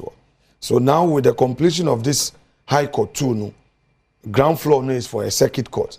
So now a Futu municipality no will have 2 high courts, a circuit court and a district court. Now within the same enclave, no, there is a new GRA office. A Futu. Yes. And then we have a new health insurance office. And then there's a new Ghana National Fire Service office. Then Ghana Immigration Service, one sector, we need office, we old building, yesi Abronsan Kase, also for Ghana Immigration Service. I see. So you partner the local chiefs? Yes, I am for no, I want to work mama wasase. And then there, eko ebe futra, and there nkrofusi sudden, it has driven people into a futu, and it has its superior effect on the Gomoa enclave because yenya ye boshe nti ifa ojobi kwanoda and because of these social interventions and in terms of social infrastructure no ntino e woni nyina nkrofu sisa and that then so wo sisi no onye sebe low cost adan and there adana galamsey for die and there nkrofu ayedwuma and then Echo New Winneba, that is where the factory is. Okay. And the 1D1F. Okay. The tissue factory. No? Much of that earmark baby for those things and yes. Industries I've earmarked the western part of New Winneba for industries. And then another Judio because it was I've been an entrepreneur and I believe that for governance to benefit the people, the private sector must hold firm and be thriving. without a thriving private sector, no government can succeed. Until with that private sector initiative, minimum them is a to her or attract population. Because when I was building police stations, maybe MP, we had only one police station in Winneba. Yeah, Gold Coast police station, I will see one, Cooper, Equanodo. All right? So I said, people were complaining about security. Obi bebe basine dana ohia. So the first thing was to lobby the IGP that I want a divisional status. Also, okay, honorable. So obi to me, ACC police stations are mine. Member division. The day na oba yesi we are oba division no. Na me say that I didn't only build one, but I had built 4. I surprised him. Then he said he will give us 2 more district commands. So in Winneba today, we have the divisional command, then we have the Futu North, a Futu South, and then the Futu East district. So police there were 3 districts, 3 district commands in a Futu. Wow. 3 district police commands in a Futu. New Winneba was an abandoned community. And there were police station. All the 4 communities in our community centers. Bobrim were community center. New Atate were community center. Signboard were community center. And the new Winneba proper. We'll end the conversation. And they all have libraries. We'll end the conversation. And then that is where the tissue factory is happening. The first tissue factory will provide the raw material base for all the tissue companies. You know the tissue companies in Ghana import the jumbo. But what the raw material? This company is producing the raw material base.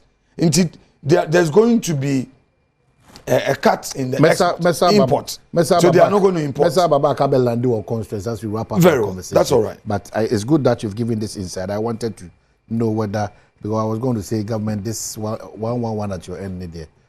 But now I get the clarification. Well, if you are in government and you take an initiative, it is for you and your government. Well, that maybe. So, maybe. I mean, again, forgive me because this clarification needs to be done. You are a leader of government business, so you're interested in why is that your government at the laptops about through your education ministry, and all the time on this program and the COSI, I hear callers reminding us of why those laptops have still not been distributed. Are they?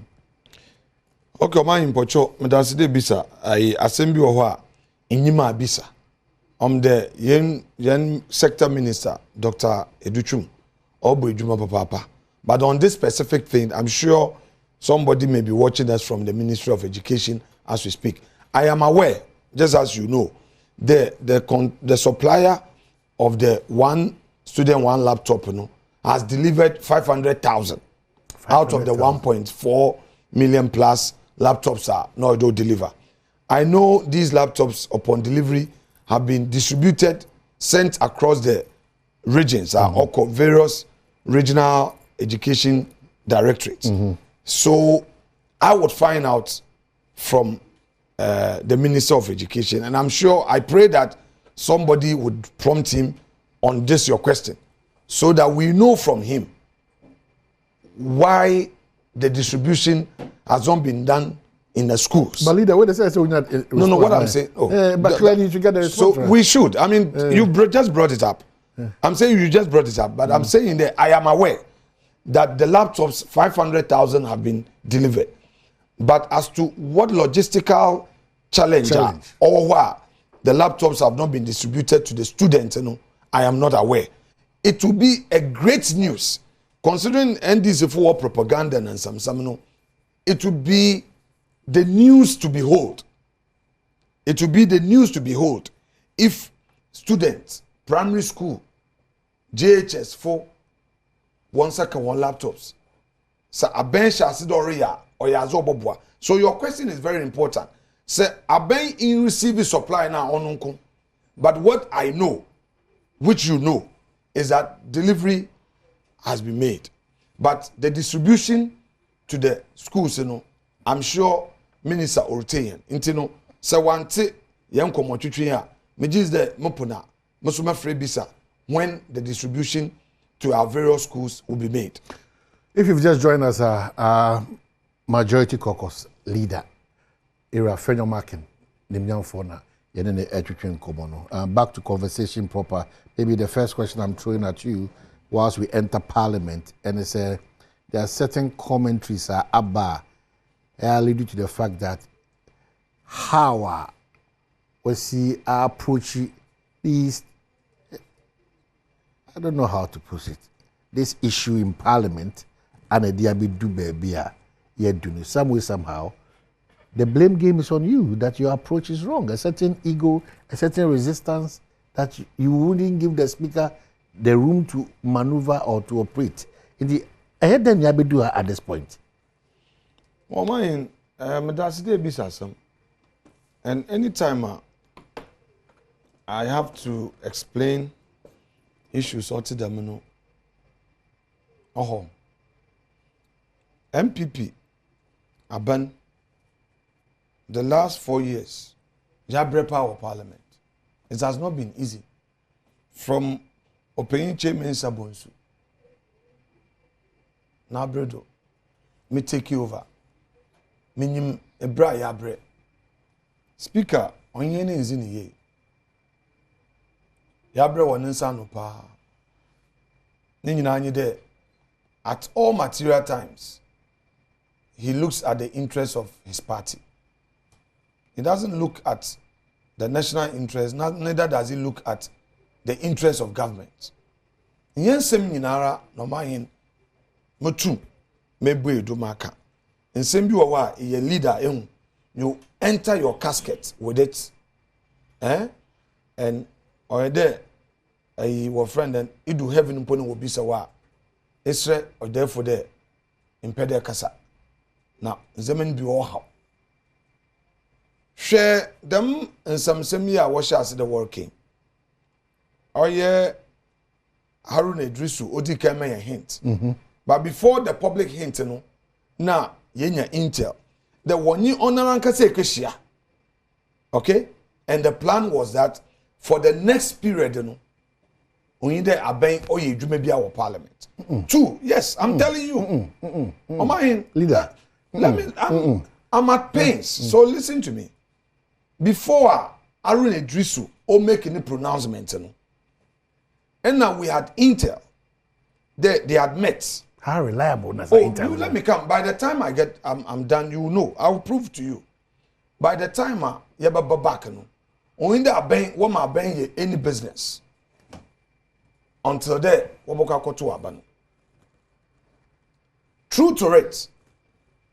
That Harun Idrisu or make a pronouncement. The first person me reach out to you, Mr. Speaker. Make them impede me share. Na yetwetwe nkomoze fa Harun Idrisu na sam. Me share ni nyame nkotin na akaba nde sebe me nyi desinyi. Honorable Amwakwesiama Andrew Amwakwesiama, second deputy speaker. Ame no nyanu na share. In fact, onu zikan wo ni office. Me kra na make chende. Mr. Speaker, says azi ya won crofie wo yi. Ansha oba ho yen parliament. Inyima so mo ka chem. O se man ha mo kra na una so wate. Na ya za obey edwuma. That's the speaker. That is the speaker. Na make chem the speaker. Let me put in a reminder. Enye edem. Onyame no onyano pe na makada desinyi wo. In his office. All right? Second, let me catch Mr. Speaker. Just to avoid surprises, because we've had a number of occasions. I've had surprises on the floor. Into your leader, then you plan B. When you mbogase, and when you mugasa at your back, people will think that look, you are just a bubble. Agrees with Sabi. So me catch Mr. Speaker. I don't want to hide anything from you. Just in case things get out of hand, I have this writ I want to file. This writ I want to file. And he, in his presence, Amwakwesiama is my witness. Mr. Speaker is a Catholic. I am a Catholic. Amwakwesiama is a Catholic too. We all respect our rosary. All three of us are communicants. And I tell you this in truth. I don't want anybody to describe me in a manner that I am not. I know how to walk in the night to get things done. I understand politics. I'm not perfect. So let me go on to the story. I told Mr. Speaker, this is the rate. But just in case your people still want to pursue it, I would want to file. He told me that then we should file because he thinks that the issues that I've raised are constitutional issues. Straight away, between Parliament and Supreme Court on what? So straight away, I instructed the clerk to file the writ.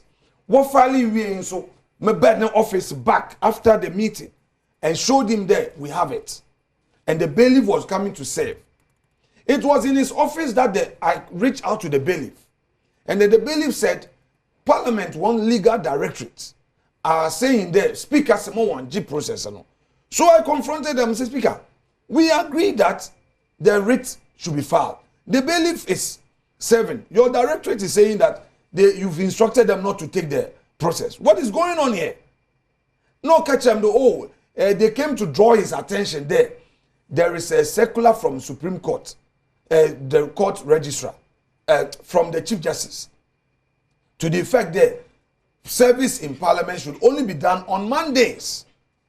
Intinidamaza, Yemfre, Chief Justice. So he called the Chief Justice. The Speaker. Yes. Chief Justice could not answer. Now, okay, then Yemfre, Judicial Secretary. So he was trying, and then I was also trying on my phone. And then the woman picked my call. I gave the phone to him, to speak to him, to her. And then on the case, woman, so Chief Justice will meet in us into we are Obama our friend. So we ended there. And he advised me there, look, I shouldn't worry. And these are Mr. Speaker's words. Leader, don't worry. And if the issue comes up, he will not rule on it. He would wait. Not was serve the next Monday because of the circular. And then he would tell his people, I will tell them, these were his words, I will tell them that let's abide by the ruling of the Supreme Court. Amuakwe Siama was there. We were three. It wasn't me. Na akaban there sebi because of politics. Now, when we were about to leave his office, and when I say we, I'm referring to Amuakwe Siama and my good self. Harry Nedrusu came in with his petition to Speaker in respect of the matter he had already raised in Tamale. Okay? Under Order 99 of our rules. So based on that, I said, Mr. Speaker, now that there's a formal petition invoking your jurisdiction, I'm still concerned. Why don't we still take the process so that you let them know that you've been served? So engagements were still on? Sure. In his office. Harun Edrusu handed me a copy of his petition and then gave the original copy to Mr. Speaker and left us. So at this point became Mr. Speaker and myself. So I told Mr. Speaker, the writ is already here with the accompanying injunction. Why don't you allow legal department to take it? Because with what Haruna has brought, what it means is that they now mean serious business. It needs to be considered. So it you have to consider. So I don't want a situation where you fraud. Surprise. There will be surprise. Your hands are tied. So Mr. Speaker, let's resolve this matter now. What Mr. Speaker told me was that as you check the rules, what Haruna has filed, he must admit first. So it's not automatic. So there's no cause for alarm. So there's no cause for alarm. This is what he told me before we walked out. That what Haruna has filed, it has to meet the admissibility criteria. Into honor admit he cannot move his motion. I said, fair enough. So I left his office. Remember the chamber. Parliament, or your baby, there's no secret. So remember the chamber, I was picking my intel, WhatsApp messages, so I want people to go and watch the clip. That day, I didn't sit on my seat. I crossed the aisle to the other side, engaging them. I engage Ato, I engage Haruna. Then intel no flow. The leader, try and talk to our people. Try and talk to our people. What is happening? We all don't like it. Then, to my surprise, I got another intel that no, they realized that the Haruna approach, you know, would be a long process. Into no, Ato would come under order 93. Into I should watch out. So I now went to Ato. I miss Ato. Jay Marian. Ato. Ghana into the mamuyi ombwa won Jay. He was quiet. Ato did not respond. I went to Haruna. Haruna said the thing is out of his hands. Nti ono mobesi biano is not in his hands. I spoke to some of their lawyers and I got indication that they had even prepared their lawyers to debate the issue. Armed with that, I came back to my side and said, look, guys, let's prepare. But with assurance from Mr. Speaker there, own rule on the matter. And that the process, we should wait and serve the process the next Monday, you know. I felt that we could still do government business. Okay? So I got prepared, got my legal argument, got the senior lawyers on our side, psyched them, prepared them that, look, there's going to be a big day. So let's all put our legal weapons, bring them together and fight, you know, the legal battle on the floor. True to it, I too raised the issue. And we started the debate. When we finished the debate, in fact, I'm implementing assembly. Speaker, what's Okofo Ketchum? Hey, leader, the man says he's going to give his ruling on Thursday. Now, I say, no, he didn't say that. He didn't say that. So let me go and check the answer. So the next day, I looked at the draft official report. When I checked, the man had indicated that Thursday, Obama new ruling and part means that I'm in a mountain here. So this was a Wednesday. And I went to the registry of the court to get the bailiff to come and serve. Obebiono, legal director is 1J. As a plaintiff and a party in a suit, you know, I have a right, which rights include directing service. So all this while, what was happening? You let me finish the narrative so that you get it. So I directed service. And all the officers said they were not going to take it. And the rule is that se nyimpa no wo no so so nja fortunate table do. Now was it 2 table no do and they left. Meaning it was good service. So I then came back to Mr. Speaker and said, Mr. Speaker, I hear tomorrow you're going to have a ruling. But Mr. Speaker, this was not the agreement we had, you and I had. That is why some time ago I said publicly there, Mr. Speaker betrayed me. So I came to him. I said, Mr. Speaker, if I am the leader and you are the speaker, the two of us talk and we have an understanding and you go public and surprise me, you want to throw my government. You want to overthrow my government. You want to make my government unpopular. And this is not how we do things. You have been majority leader before. You have been minority leader before. You know how this game is. What year one job there? He couldn't answer me. Now I'm saying anyway, we've served the process. And then came the next day. I was still looking forward to getting Mr. Speaker. Look, on my hand, and something the whole day. If you say Speaker, what's the day with Speaker? What for sure? Oh, he's not available. He's not available. I went to senior party members. There was senior colleagues. Were in relate. They reached out. Speaker was not reachable. Then around 3:30, we got the intel that they are typing some ruling. And he's coming to declare seat vacant. Hey, what's going on here? I rise to a very important person in government to reach out to him. That, hey, this is the situation at hand. The man is going to destabilize us in parliament. Some of the NDC guys themselves who were not comfortable were, you know, also reaching out that, oh, why don't you guys reach out to Speaker? He shut his door. Then around 4 o'clock, he enters the chamber. I mean, his office, the holding area. Then we go to him. That's the pre-sitting meeting. At the pre-sitting meeting, Mr. Speaker avoided a one-on-one. Normally, between the leader and the speaker, there's always some engagement. You know, you whisper government's position to speaker, and then you whisper to minority leader, and you see how you can build consensus. Speaker was in a rush. He avoided, he said, oh, he was unwell, and that even that Thursday, you know, Opedo will make statements are open until we can't even do business. This way is where so. But in all of this, I knew he had planned with the NDC guys. We know body language. We are politicians. Why me Abu Fraba? When I see signs of conspiracy, I can identify it. Ama Kofi Boa, the deputy minority leader, had even said that we shouldn't sit on Friday. And I was appealing. Earlier on, we had agreed that we'll use Wednesday to do decision as a decision day to clear all outstanding matters. Last minute, they came back to us on a Thursday. Then the same time, they say, oh, Friday, man, sit.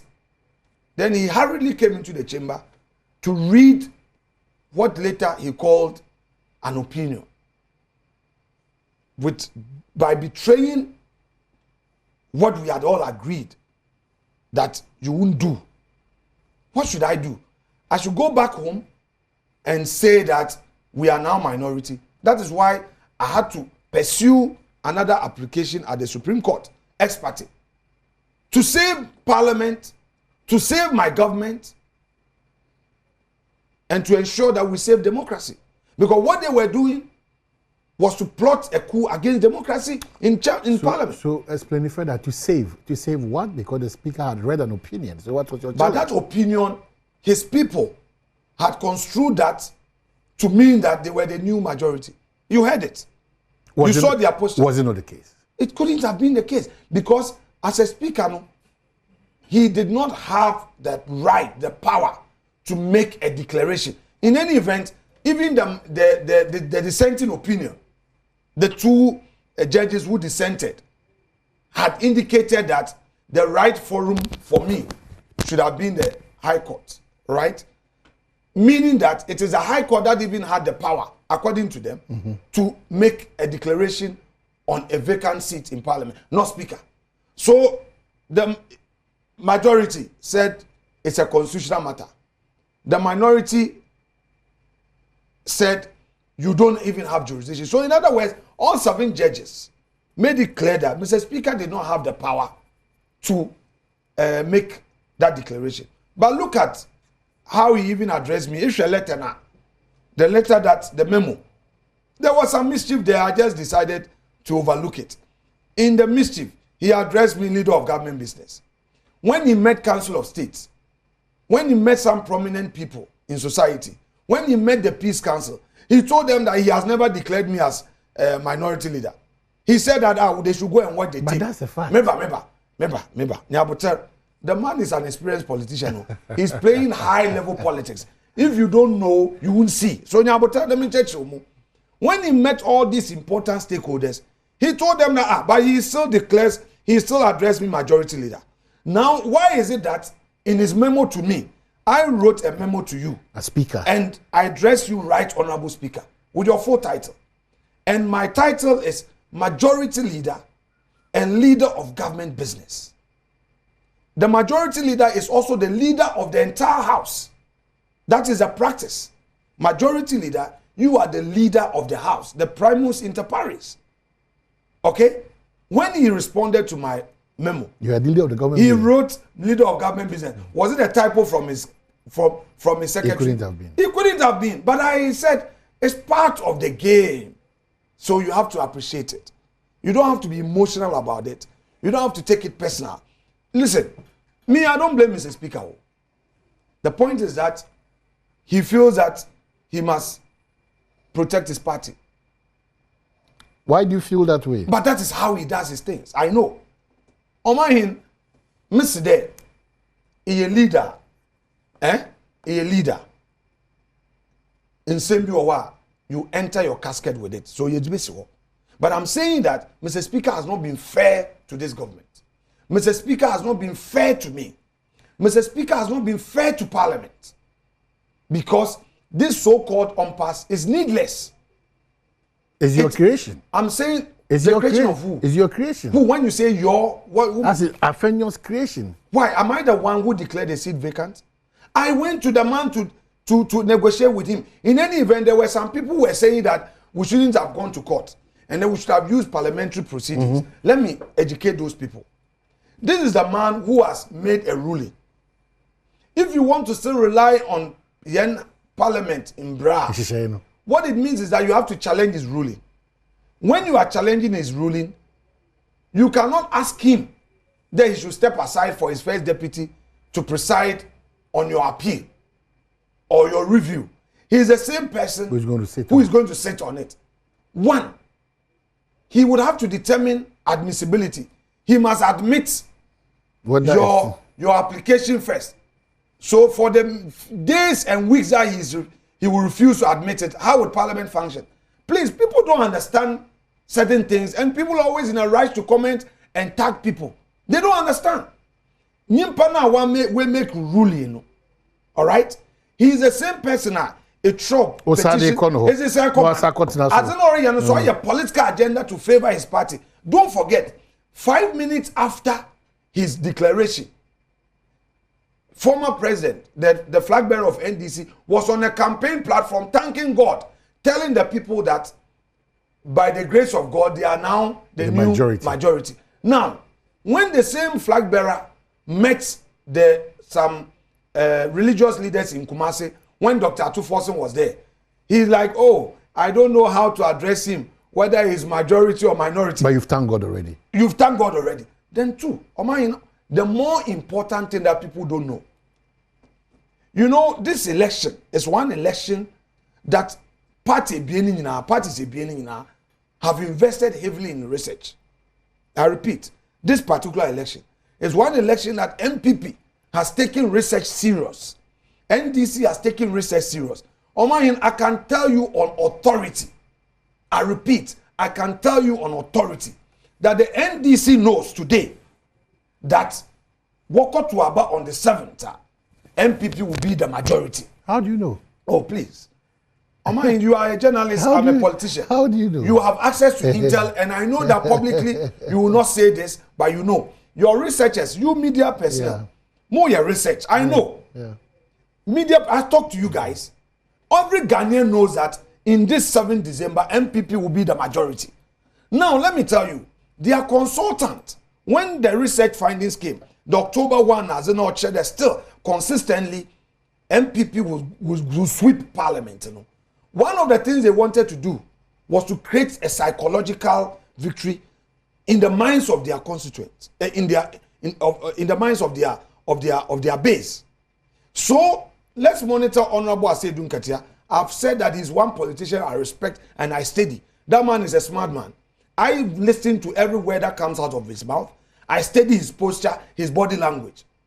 He knows politics. I read him, and I gauge it to do my politics. Asedun Katia is smart. He's on the board of Parliamentary Service Board. He controls the leadership. He controls the machinery of NDC. He is part of the campaign. Upper Central Region. He knows that Central Region, MPP is winning 16 seats. In Central Region. I'm telling you. Leader, you have to go back to your drawing board. In Central Region. You continue. You come to Central Region. Wait. So go to the Asedun Katia matter. He came there and he said that Central Region for Ebazintina world to one soon. These were his words. He knows. Asedun Katia, as chairman of NDC, has access to all the intel and data. Internet campaign or onyim as already. If somebody knows that he's already winning, he won't come in a public rally and say that Bazinti and now one will reject NDC. You get it? Put that aside. When former president, the flag bearer of NDC, came to Winneba, he also said that, Bakade MPP4 will push majority in parliament. I listened to his 34-minute speech. He said these things from the 30th to 33rd minute. Obi or challenge him no onkoshe. I listened to him when he came to Winneba at almost 11 p.m. I listened to every word, every sentence. He showed me respect. One shisha mahoroba, one shisha MPP ahoroba, obom apakat nkitibi. But you know, he polished it. I understand. But I mean that on the issue of they knowing that they don't have parliament, you know, he talked about it in the 30th to 33rd minute. Then he said that, so what woman, Nase, Oba Parliament, Oba Abema, Nase MPP for the majority, one or other will approve ni bibia, na MPP for one approve. These were the words of former President. But that's obvious. No, I'm coming. I'm drawing your attention to a point, and I'm making a case. I'm a lawyer. I need to put all the facts out. Why this is happening and join the pieces. Because they are disjointed and people don't understand. If you don't, so you can see having given me this opportunity, I should explain. Until now, what I'm saying is that NDC funyim there what to happen there. They won't have majority in parliament. So the whole game plan was to create a certain impression there. One away majority, one win area, so that Ghana football could NPP for crampono wabofum. And I had to fight it. Into Oshiwan Papa, I am one day. And they tried to attack me, that Mark in both concerns. Let me tell you something. Talk to NDC people even in private. Talk to MPP people in private. You are not a consensus. Talk to remember. Oh my, wait. Talk to parliamentary service staff. Ami mintumi yimuaye. Ami muntumu bomu abozin. Okay? Anwanzepa and Kasa. Wonyim. All of them in parliament know that me, I'm a moderate politician. They know that I'm a centrist. They know that I compromise when I have to compromise. But I must equally be firm to protect, defend the interests of the government. That is leadership. You cannot get it 100%.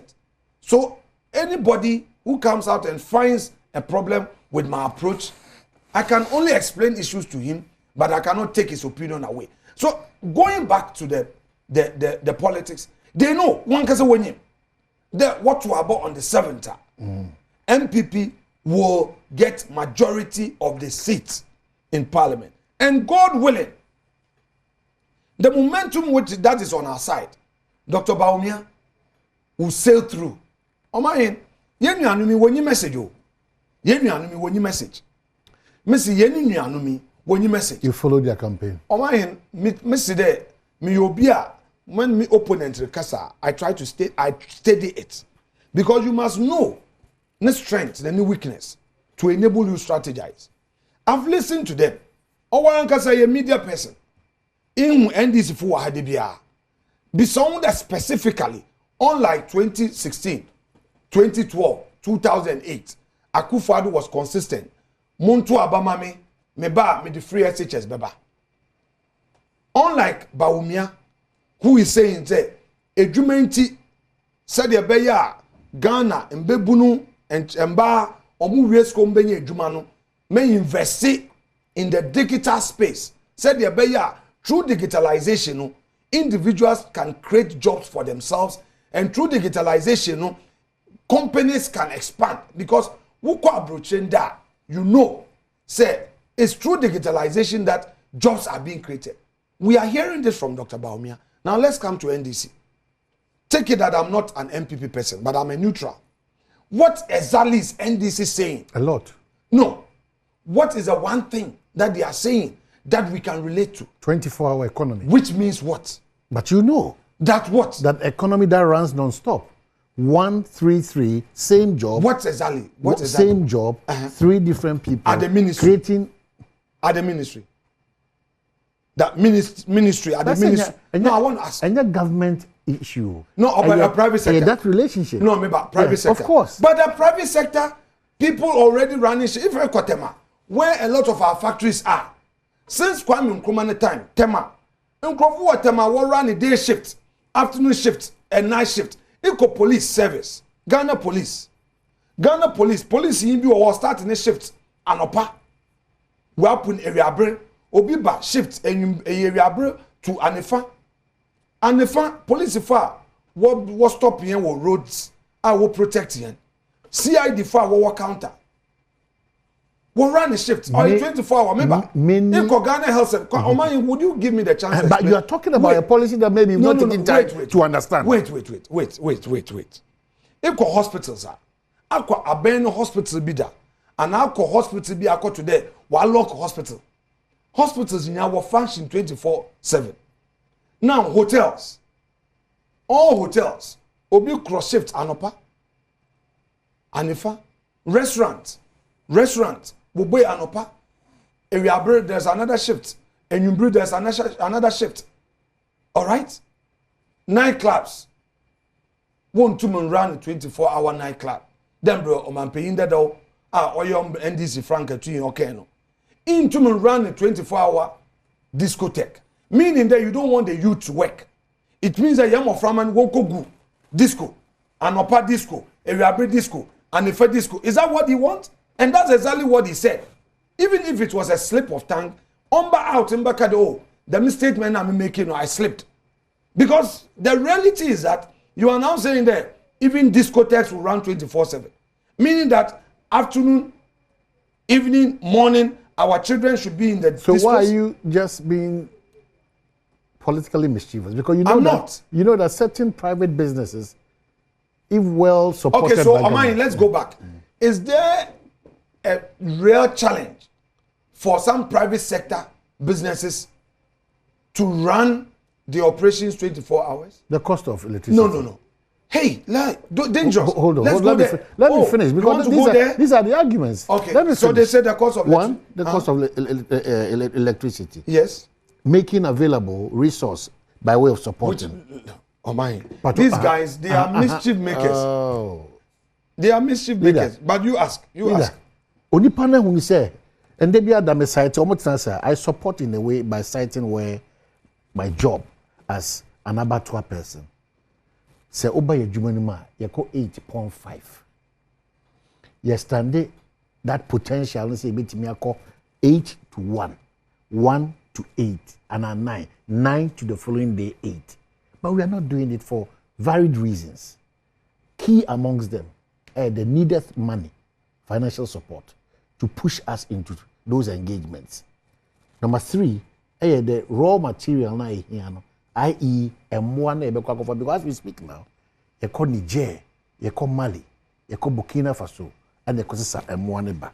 So if there's that financial push from government for us, we can engage extra hands, which the hotels too are ready because sometimes the demands from these hotels, we don't have it. There are no hands to push for us. There is no money to go and purchase that kind of stock that they want. So we decide that, okay, let's end it. And that's Jefamco. Huge facility, but underperforming. So if government is opening up such an opportunity where we can engage more people and do more business overnight, 24 hours, you think that I will not subscribe to that when I get that support? Thank you, Omani. First of all, judge a person by his track record. Judge a person by his track record. NDC for 2008. Obakacha Ghana for the Oman for ni health insurance na Ozaban. Someone when you be introduced BB our friend. One-time premium. It's your cry into a bill for your lifetime. Oman wakanya wanka. That's a fact. What about payment? 8 years and where you now 1 year. We are having an engagement. I listen to you. Let's make this thing interactive. Messi, what about being 8 years and the more one-time premium? What to me here now 1 year. But our social contracts are not met fully, so 100%. But you know that. I'm the social contracts that you have with us. If it starts from 2016 to 20, all these social contracts the MPP has had with us, you are unable to fulfill all of them. So what I'm saying. So what is your answer? The one-time premium. Why you now 1 year? But that's it. Let's go to the next point. Electricity. You are saying that today, NDC is promising you electricity. Once you run it overnight, there's a certain reduction you get. Missy, NDC, you promise or there, all electricity or better, near them, so that it tomorrow run at night. Open, Mama Casa Mitchell. Mama, Nimpa, all calculism, Netechamanu do doko on found that out. Let me show you tell you something. In 2015 and 2016, NDC for catcher and there, electricity no boyazen into warun to mentito, yen tariffs no do. Oh my, in there. Send this in catcher or the obato da catch and there. Oh, yeah, no quite. The president then talked about realistic prices. Payment of realistic tariffs. That is what the NDC but that is the reality. That is the reality. Yes. So how then does it tell you? First of all, I chair the ECG board. The main difficulty of ECG now is the cost of power. the cost of power is very high. The contract that the NDC administration signed with the IPPs at the time, even we had to renegotiate, and get lower tariffs. I'm saying that NDC cannot tell me there what to electricity do. Because at the time I was being, businesses demanded for a reduction in tariffs. What's it? President Muhammad okay, publicly. I want you to play the tape. Rather when Akufo-Addo industries or reduce tariff by 30%. Households enjoy tariff reduction up to 18%. You see, iron MPP for Yentumankade perfect. Number Ghana Nina Jitumede, Oban Enyamkania, the electricity one summer. Iron here now bang in a yakade, Yabata told electricity do. Into companies are what businesses. In under MPP, no, they've even enjoyed better electricity tariffs than they did under NDC. Okay, so leader, hold on. So there is no way NDC football to Mabakado, we are as if the one average don't know, ne BBI okay. But I'm saying that send them point electricity. We are going for a break, but Okasa, when they claim that Kenke was this amount of money and now Kenke is 5, 6, 7 cities, are they speaking to the realities or they're not speaking to the realities? When they talk about rent, are they speaking to the reality? So Makade, COVID bay, but don't rely too much on COVID leader. A lot of countries are performing after COVID. Why do we still follow? Because they have touched on the digitalization base. They've touched on the digitalization base. When we are back for the economy to grow, and that is what we are seeking to do. When we are back, we'll do that conversation. Yes, please. Thank you. Okay, so we are back. Mamenka was the leader of government business. Let me go by what the speaker said. Leader of government business in the House. Member of Parliament for Ifutu. I leave the other one out.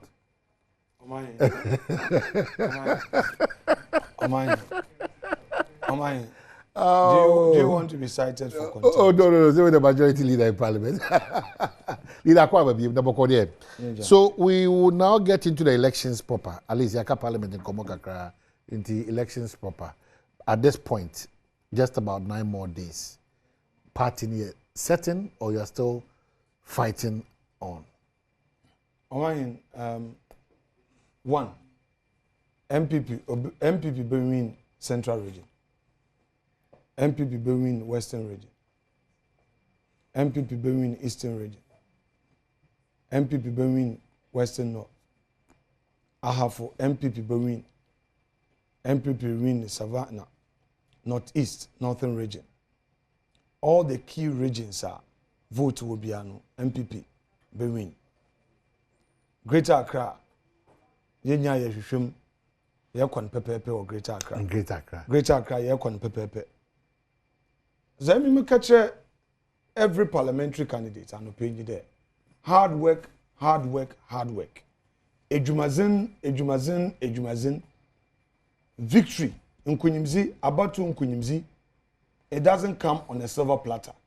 Say a parliamentary candidate or MPP ma or they who there. Or ye nyimnyam shebia party in Zashel. Party invest in you, logistics, Zikasem. Dr. Baumia and Yimpokre. I mean on yawo the year nature in every constituency. All the research all go across the country back to back. Consistently there, MPP, we are going to have majority in parliament. That is it. However, Oyo was said as a parliamentary candidate. They even make it sure the above vote no ban. Shasi wo polling station executives, whatever it is, relationship no should be solid. Going into the last leg, who executives, who vote no ban, youth organizers our various polling stations will make sure the ahomechi za all the way na party mba floating voters obotum wakoto wonaba was am a party yen cheche nkrofo mesema woto aban yeda number 1 won konkoye mistake no fenkesi line do into what print ballot papers in bia make one kasa print samples is be kira one ibio and this for last minute why enzeme p mpaibo the membri wonder parliamentary candidate ABI who first time on the ballot the time he wonder I repeat the time he wonder iye jumazin finishing touches who stronghold it makes sure that you get all the vote out baby wadwin only him and you want akakasa then if you or the care Ghana for one there free SHS abo boa oman Ghana oba chen bi ancho yo yin onyi sika ancho ze ne baboko nka no ndis abredo za nkrofu kom a inde nyankopon na adom yetum that true free SHS nti ya moframa dodoara wenya nimzi hu kwan onte den kan no abata no hu aton ibio yan Frank Tunyi Dr. Baumia na asam ni den osi de abefo nimzi oye digital economy ada amanaman was a develop wonu kro no onu na ozreba tua edwuma omampeyin akufo adoze be no wa be ye no yenke de oyo omampeyin kufo na abredo ina oma apemfo wokwa wo free the mom frama na wonya free maternal care benefit no tama wenwe free pepepe na we benya free SHS Dr. Baumia say cocoa farmers wona wodo cocoa enyefo wonumba wo benya free university also we create digital economy ankrankro we botum we train one youth no we train one na we so we nyanyimzi in technology na true technology no was a create edwuma was amwon true technology no ankrankra wo won businesses wetum ahonu so waye edwumazen na wetum wona we school no dodo dar enye edwuma ewo ankrankra edwuma yem yen nyina na yebotum yakọ police yen nyina na yebokum yakọ fire service yen nyina na yebotum yakọ immigration na prison service dodo na ro ide wonya ankrankra edwuma na woye na se NDC himba na criticize MPP a me NDC fontase de abana no abamida one Frank Tunyi no why your man penyin da otena abem vice president obey president one na mfia wotwe NDC fa wodi work campaign e chiri nyinara no ebenyimpa foforo na wom NDC fa wo ye campaign wo hye MPP fa roba no iba nyimpa foforo na wom wona na wo wa abem da donara na wo sen ababio ye bi sen wo da ba so foforo na wo zreba mejitum de nzemam enye 100% mejitum de after COVID oza anwuchiri kase bay nanso dama anwuchiri nyina mu aben tu adwumayefo nyina akaw throughout the COVID a yenye adwuma indembri a yekase aben ndi adwumayenyi bi kaw bosom krumpo bosom biara so anwuchiri nyina mu aben make sure that aben adwumayefo nyinara from laborers to the chief director otuo biara kaw within the same period aben atoto edwumayefo wona akatuem o send abrenyim there ahokire wo but of course mean that middle class have some disappointment because of the way economy no cry nkofo lose investment one you were friend sika was to bank because of the debt exchange but it was a necessary step for government to take. It was not a perfect decision but yajitu the thing now it was a way to get back the economy. Mesre, yen fanto to one yen bisa de, ana, NDC botum, aye juma na ana. Ana, one frank and two yin and one crawford was one etching, wobotum aye juma na ana. Which is that it's better.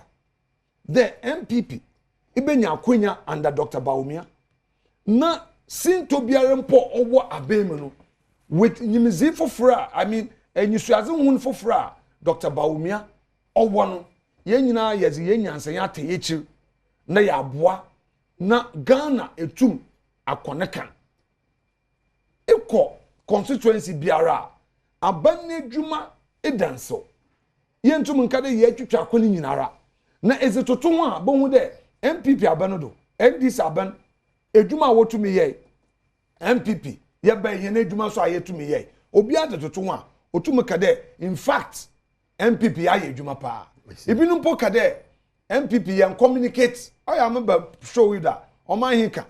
MPP ma ye dwuma nyina mo communicate mo kasa. Leader. Mo kasa. I am about o man intumaka. Leader. Dan mo call Peace FM. No, man, that is true. No.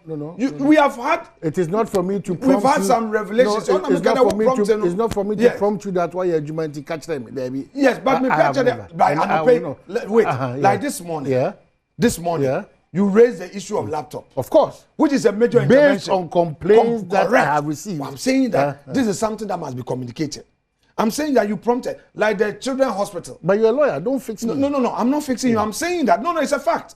I'm saying the man boy I draw attention to complaints that I have. So let me quote you. Oman yeba. Otumu draw abena attention there. Abena yedume pi. Abena pon kawasam. Oman yeba ni programmer. Onu our grassroots. Otumu hu ode. Abena yedume pi a. Abena kawasam. MPP ye yedume pi mpo ayen kawasam. Dam time yaka nda krom. Ye nyina yen soro waka. Yen ye dwumazen. Na parliament na ye winning ye. Hwe 4 years ebetwemi as a speaker on yenafum. Ibi nyinde parliament yen ka didwuma wa tro let also mgbe parliament. Watu parliament speaker watu parliament because on oye speaker oye NDC. Now if you there be fair to the speaker. Yes, please let me he be fair. Assigned reasons why. Right. One many reasons. Sure. Yeah. So let me clarify. Speaker, honorable any reasons also in parliament. Down here now Yeshwe TV. Why can asam Supreme Court so akasa. Supreme Court says there's a okay in ye. Intino in Bremen onyin gina ho. E ba se no ngina do. E ba se na speaker ye. Speaker when we parliament. Na chede wa for parliament there onyin NDC for was it. Into ye nyina ya asese de ye pede amembu no okodu ye no yetum na yetu aba no yeze me MPP parliamentary candidate nyinara man kada rutu ama wo parliamentary candidate eje Dr. Bawumia wo man kada rutu ama Dr. Bawumia na parliamentary candidate no ento man debi ye nyinara yento MPP parliamentary candidate minim da ahafo we are winning big. Minimda Ashanti, we are winning big.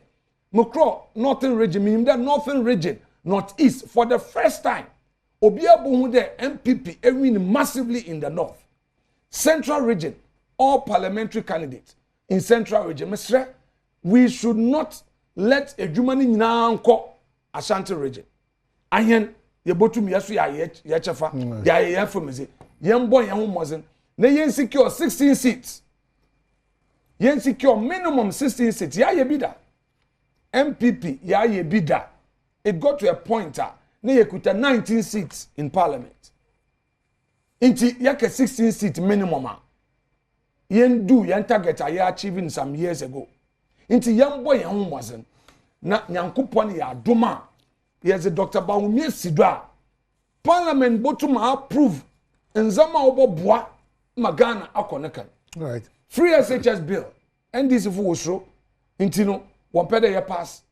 One district, one factory. One district, one factory. Be no man in no company once.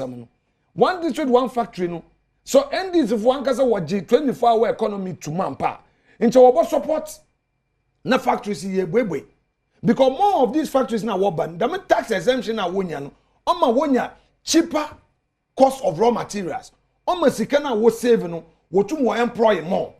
Onentina na na do danko akufado. Other 1D 1F in the bay. Now, NDC for local parliament and companies no okay, so majority leader in parliament, leader of government business, member of parliament for a Futu, thank you for your time. I wish you well and that of your party. December 9th, where the lines will be drawn and where we start from. Thank you so much for my so remember there was no cra me pedo be atas so there politicians no yenyim hu mi wie no e foot soldier no e kokwa atwara ka ne hu de ato force ne nyankonya afenyo market se mi mu ntum mbo ato force na so ma no no man ko bo wunye bi na so because of NDC. All right, thank you so much, leader. Let us preserve, protect and sustain the peace of Ghana. ye to abani wi a moti bia na ye Ghana fo man kokwa atwer say NDC e ye CPP e wo party bi no opinion bi se kokwa atwer fe tru hye for second hye a ikedewa embranyu bezi sa wanche wonda azechan wo beche na de wachi wa de me panyin na o hye wechi kutupa no ebi onyin enyim nti kene hu de mpanyinfo na ye wo abem ye politics ye anyankofu. Okay, so that's it. Thank you so much. So we are grateful. Remember, it continues to be your election headquarters, Kokromoti Power. Thank you.